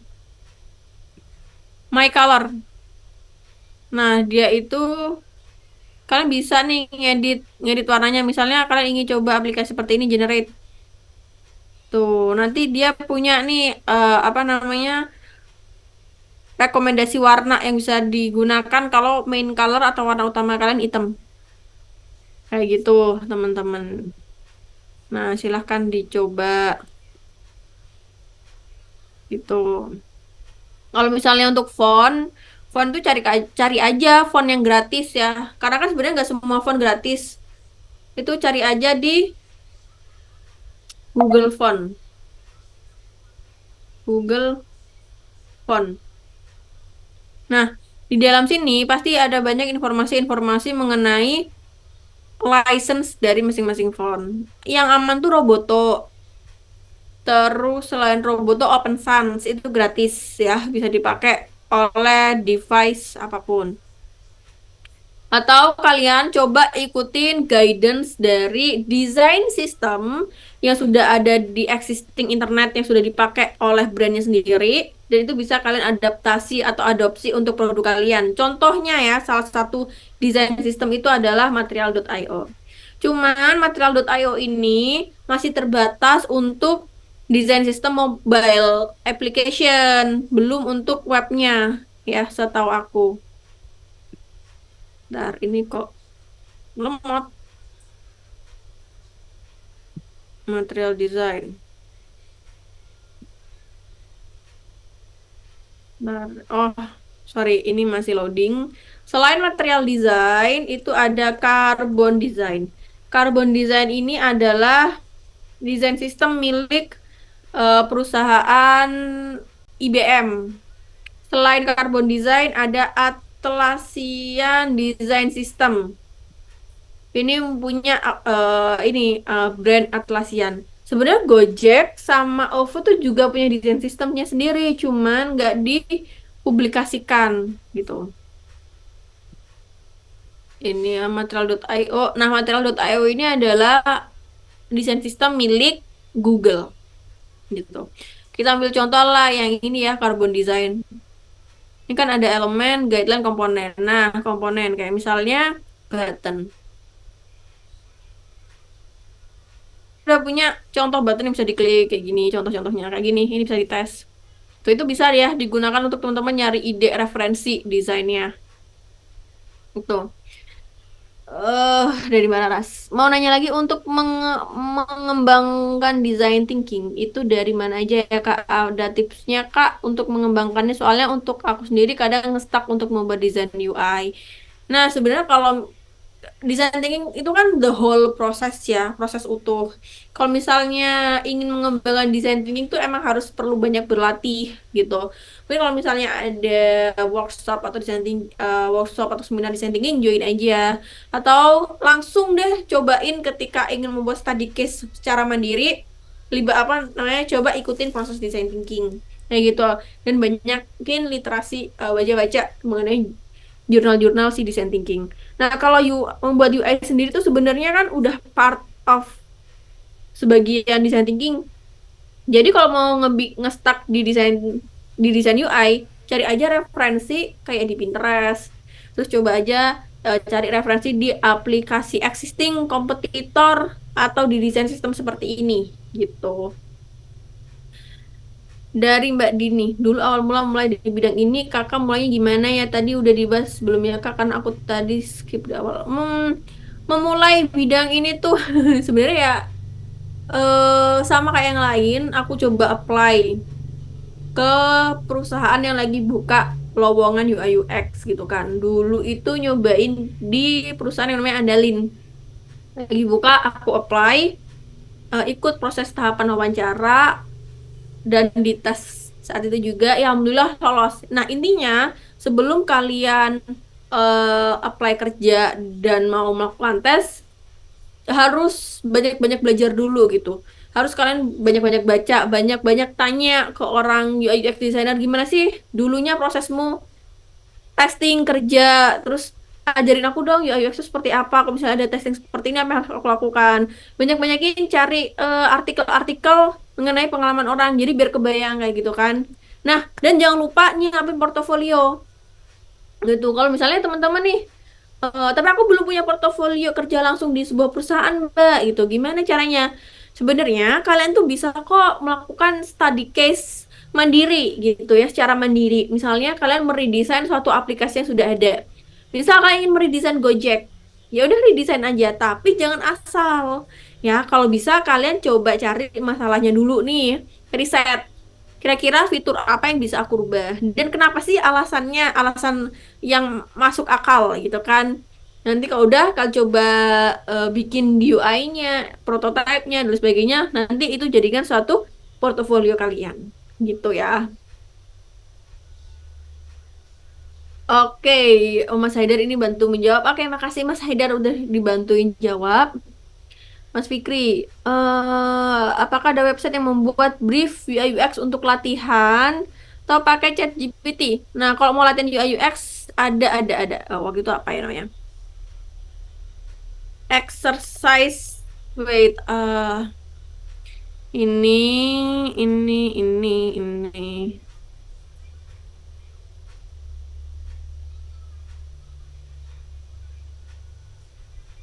Hmm, muncul nih di bimbing bootcamp. Hehe. eh ini UX Design Challenge nih, cobain. Ini mereka kasih challenge harian yang bisa kalian cobain, ini ada banyak banget.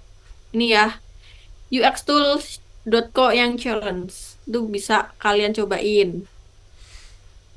Oke. Oke. Kendala dari Mbak Tanti. Kendalanya untuk color teori kadang terlalu feminin atau maskulin. Padahal aplikasinya untuk umum, ada tips nggak, Kak? Sebenarnya kalau kalian udah masuk dalam sebuah company, itu ya warnanya bakal ngikutin perusahaan gitu. Kalau misalnya kalian warna perusahaannya pink, ya mau nggak mau ikut pink gitu. Nah, kalau misalnya kalian ingin bikin study case sendiri nih, bikin aplikasi ala-ala kalian, mau milih warna yang feminin atau maskulin, itu balik lagi pengguna kalian tuh siapa. Kalau penggunanya adalah kebanyakan ibu-ibu gitu, anggaplah kalian bikin aplikasi untuk menghitung periode menstruasi. Ya otomatis yang pakai perempuan kan. Ya udah kalian pakai warna pink nggak apa-apa. Kayak gitu. Terus misalnya kalian bikin aplikasi untuk aplikasi biar anak sekolah itu tidak merasa depresi dengan apa namanya tugas sekolah, ya berarti kalian bikin warna yang cerah, yang lucu-lucu juga kan, kayak misalnya kuning, orange, kayak membangkitkan semangat mereka gitu. Jadi tergantung yang pakai siapa gitu ya. eh Mas atau Mbak Hagiana nih, maaf aku kurang tahu. Apa aja sih Kak yang ditampilin di desain sistem itu? Yang aku tahu cuma color font sama icon. Lalu untuk menentukan colornya itu pakai website apa ya Kak? Yang warnanya dari gelap sampai ke terang itu Kak. Apa ya? Ini sebenarnya kalau misalnya mau nyari warna, tinggal cari aja di Google itu color generator. Karena nanti dia akan ngeluarin banyak banget apa namanya website yang membantu untuk kita nyari warna.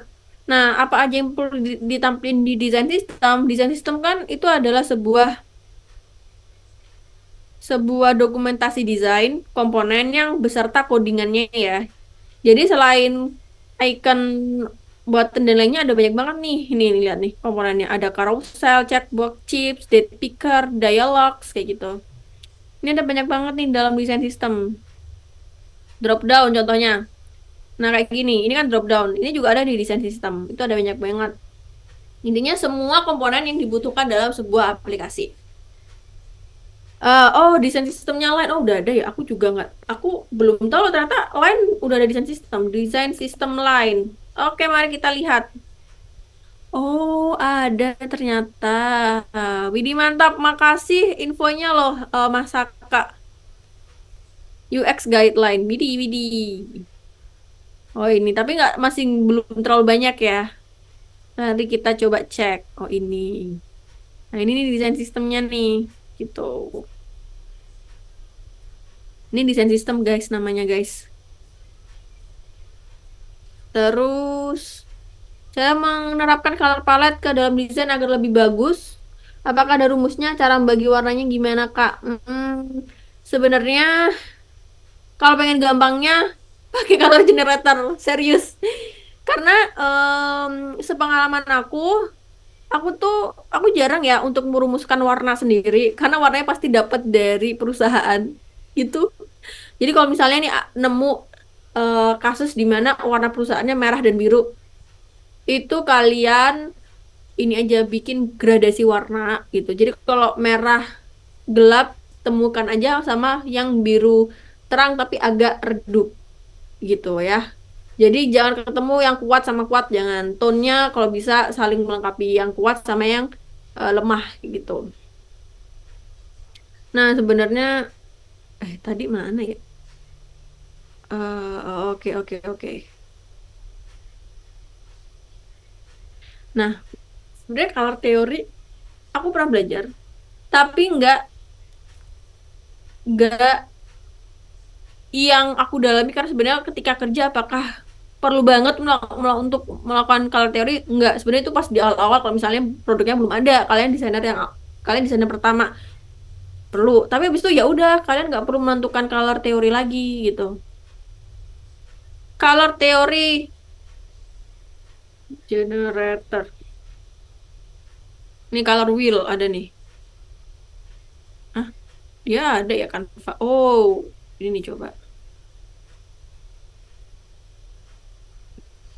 Coba aja yang kayak gini guys.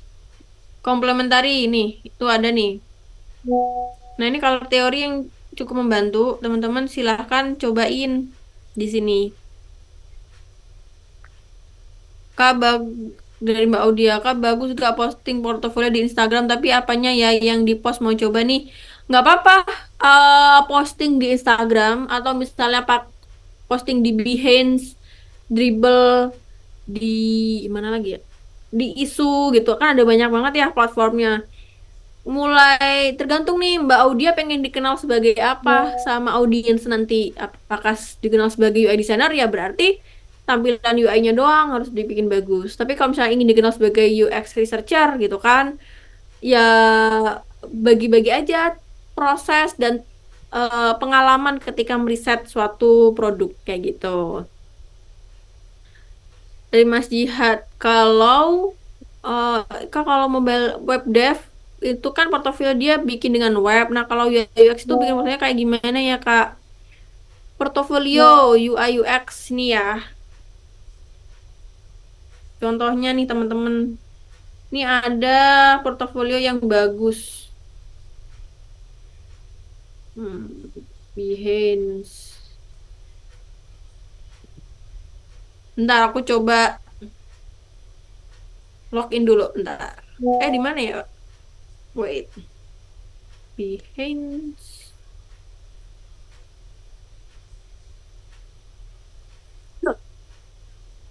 Ini aku kasih contoh, tapi aku login dulu bentar, guys.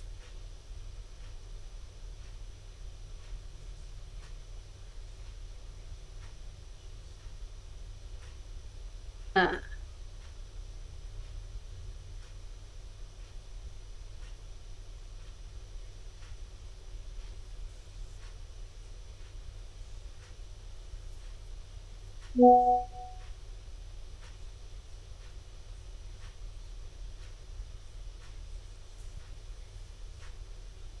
mm, mm, mm.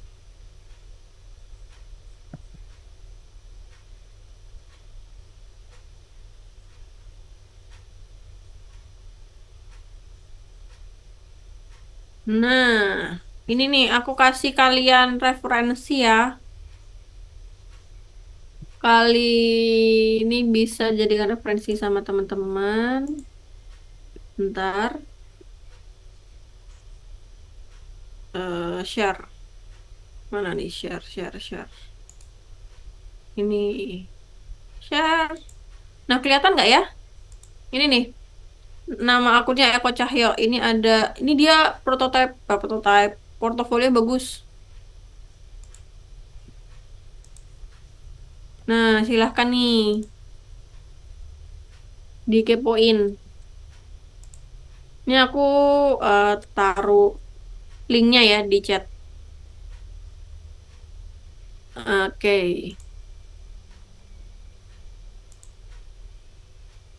Udah kelihatan belum ya? Ini aku buka Behance.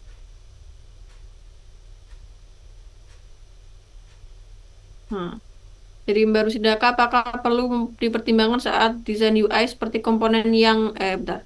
Seperti komponen yang mengikuti beberapa framework yang digunakan oleh FE. Oh, misalnya FE pakai Tailwind, Bootstrap dan lain sebagainya. Makasih Kak. Jadi gini guys ceritanya. Jadi kan kalau UI UX referensinya itu dari desain sistem ya. Kalau kita mau bikin desain. Nah, biasanya desain sistem tuh udah nyangkut sama codingan. Kayak misalnya gini, di apa namanya Carbon Design, ini kan ada contoh desainnya, tapi juga ada codingnya, gitu. Jadi kalau kayak gini, desain ini, codingannya mau kayak gimana nih? Tinggal pilih. Misalnya mau kayak Fu, nanti ada dia muncul nih codingannya, gitu. Itu namanya desain sistem. Jadi ada komponen desain plus codingannya sepaket. Nah, tapi kalau misalnya sebuah perusahaan atau sebuah tim belum punya desain sistem, mereka masih comot dari mana-mana.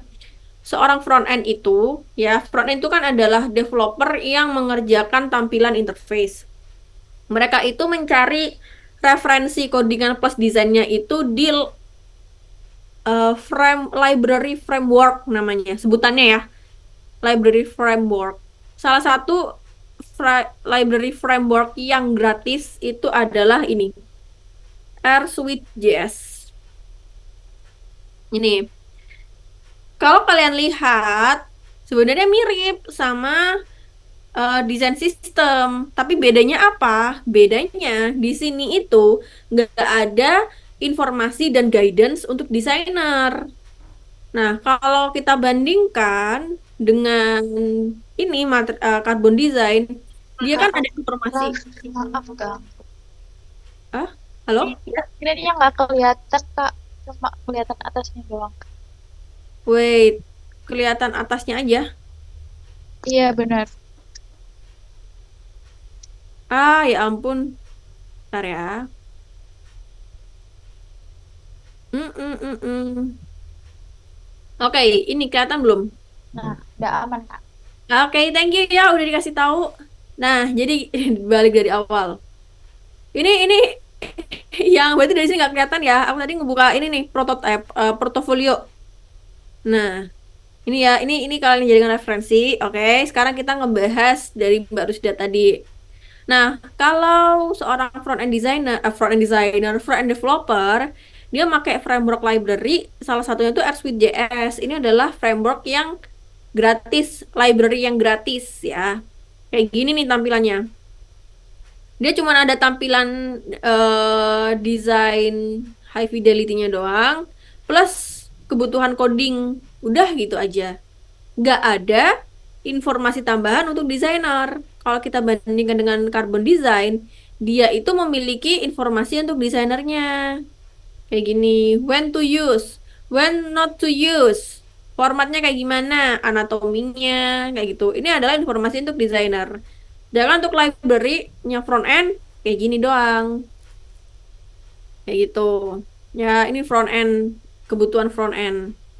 Nah, pertanyaannya dari si Mbak Rusda tadi, kita ngikutin mana nih? Ngikutin dari library-nya front end, library-nya framework front end atau design system? Kalau pengalaman aku ngikutin. Pertama aku bakal tanya dulu sih ke front end. Biasanya aku nego.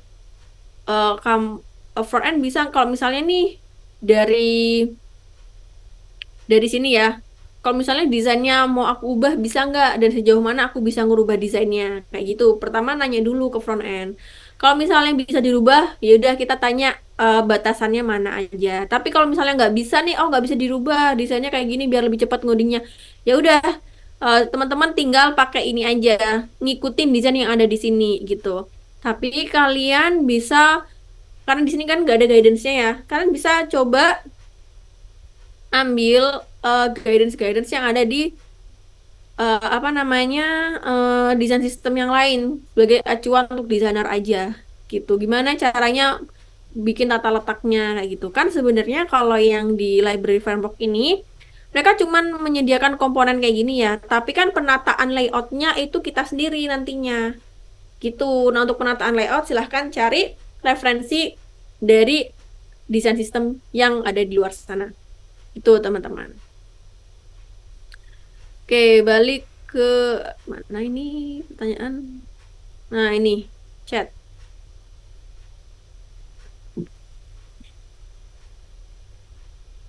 Maaf ya aku tadi nggak baca chatnya ternyata udah banyak banget yang ngasih tahu. Makasih ya tadi udah ada yang on mic. Dari Mbak Anissa. Kak kalau programmer gitu kan biasanya portofolio disimpan di GitHub. Nah, kalau UX portofolionya bagusnya disimpan di mana ya, Kak? Kalau kalian mau ngelamar, siapkan aja satunya versi online, satunya versi PDF ya. Kalau versi online bisa di Behance, bisa kalian pakai Notion.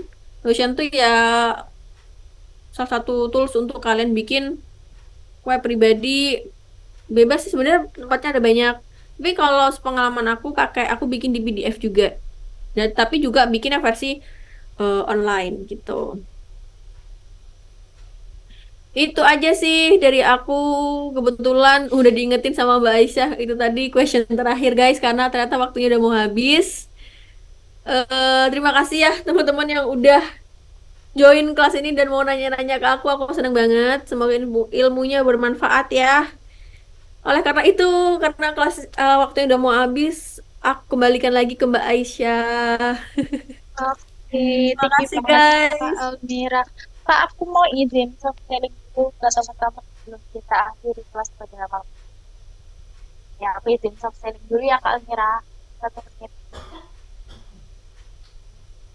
Oke, jadi buat teman-teman yang udah tertarik tadi setelah dengerin materi yang bagus banget, daging banget dari Kak Almira terkait fundamental UI UX gitu ya. Itu baru fundamentalnya aja ya teman-teman. Jadi masih banyak rentetan-rentetannya. Jadi buat teman-teman yang tertarik, nah mungkin aku izin jelasin sedikit terkait bootcamp dari bimbing itu seperti apa tuh. Jadi yang pertama buat teman-teman yang mungkin lagi kerja atau lagi kuliah atau lagi sekolah, nggak perlu khawatir karena di bootcamp di bimbing ini nanti belajarnya hanya di akhir pekan. Jadi di hari Sabtu dan di hari Minggu. Jadi untuk teman-teman yang berkegiatan di weekdays nggak bakal terganggu sekali. Kemudian di bimbing juga teman-teman bakal bisa akses learning management system yang mana di learning itu teman-teman bisa akses terkait penugasan, materi, kemudian live record saat kelas, dan kebutuhan-kebutuhan pembelajaran itu terangkum dalam satu platform. Jadi nanti teman-teman harapannya belajarnya juga enak karena jadi platform jadi satu. Kemudian teman-teman juga nggak hanya belajar terkait UX saja, jadi teman-teman juga bakal disalurkan kerja setelah lulus. Jadi nanti dibantuin bikin CV, dibantuin pelatihan interview, dan dibantuin persiapan kerja. Kemudian kenapa sih kok pilih dibimbing? Salah satunya yang pertama, mentor dan networking-nya berkelas. Salah satunya Kak Almira. Jadi nanti teman-teman kalau akan join bootcamp UI UX juga bakal ketemu Kak Almira juga gitu. Kemudian juga persiapan karir lebih mantap. Nanti dibikinin CV yang bagus, kemudian dibikin portofolio yang bagus dan benar itu seperti apa. Dan juga nanti ada latihan praktek. Dan harapannya nanti setelah lulus dari dibimbing, teman-teman bisa dapat gaji hingga 2 juta gitu. Oke, nah buat teman-teman yang tertarik, teman-teman bisa screenshot dulu. Ini aku kasih voucher potongan 400.000. Jadi harganya yang awalnya 8 juta, jadi 7.600.000 aja gitu. Kalau misalkan pengen tanya lagi terkait cicilan, kemudian silabus dan sebagainya, teman-teman bisa langsung kontak ke Kak Mila. Jadi bisa hubungi bit.ly kontak lah gitu. Teman-teman bisa screenshot dulu. Dan besok kita bakal ketemu lagi sama Kak Amira untuk bahas terkait UI UX lebih lanjut. Dan berhubung juga udah jam 9 lebih 1, mungkin aku bisa akhirin kelas pada malam hari ini. Terima kasih banyak ya Kak Almira. Besok kita ketemu lagi di jam 19.00. Sampai jumpa Kak Almira. Selamat malam. Selamat malam teman-teman. Terima kasih ya Kak. Terima kasih semuanya. Ketemu lagi besok. Jaga kesehatan ya. Oke, thank you Kak. Oke, teman-teman, buat yang udah absen bisa langsung leave room, dan buat yang belum absen aku izin share link absensinya lagi. Oke, terima kasih teman-teman.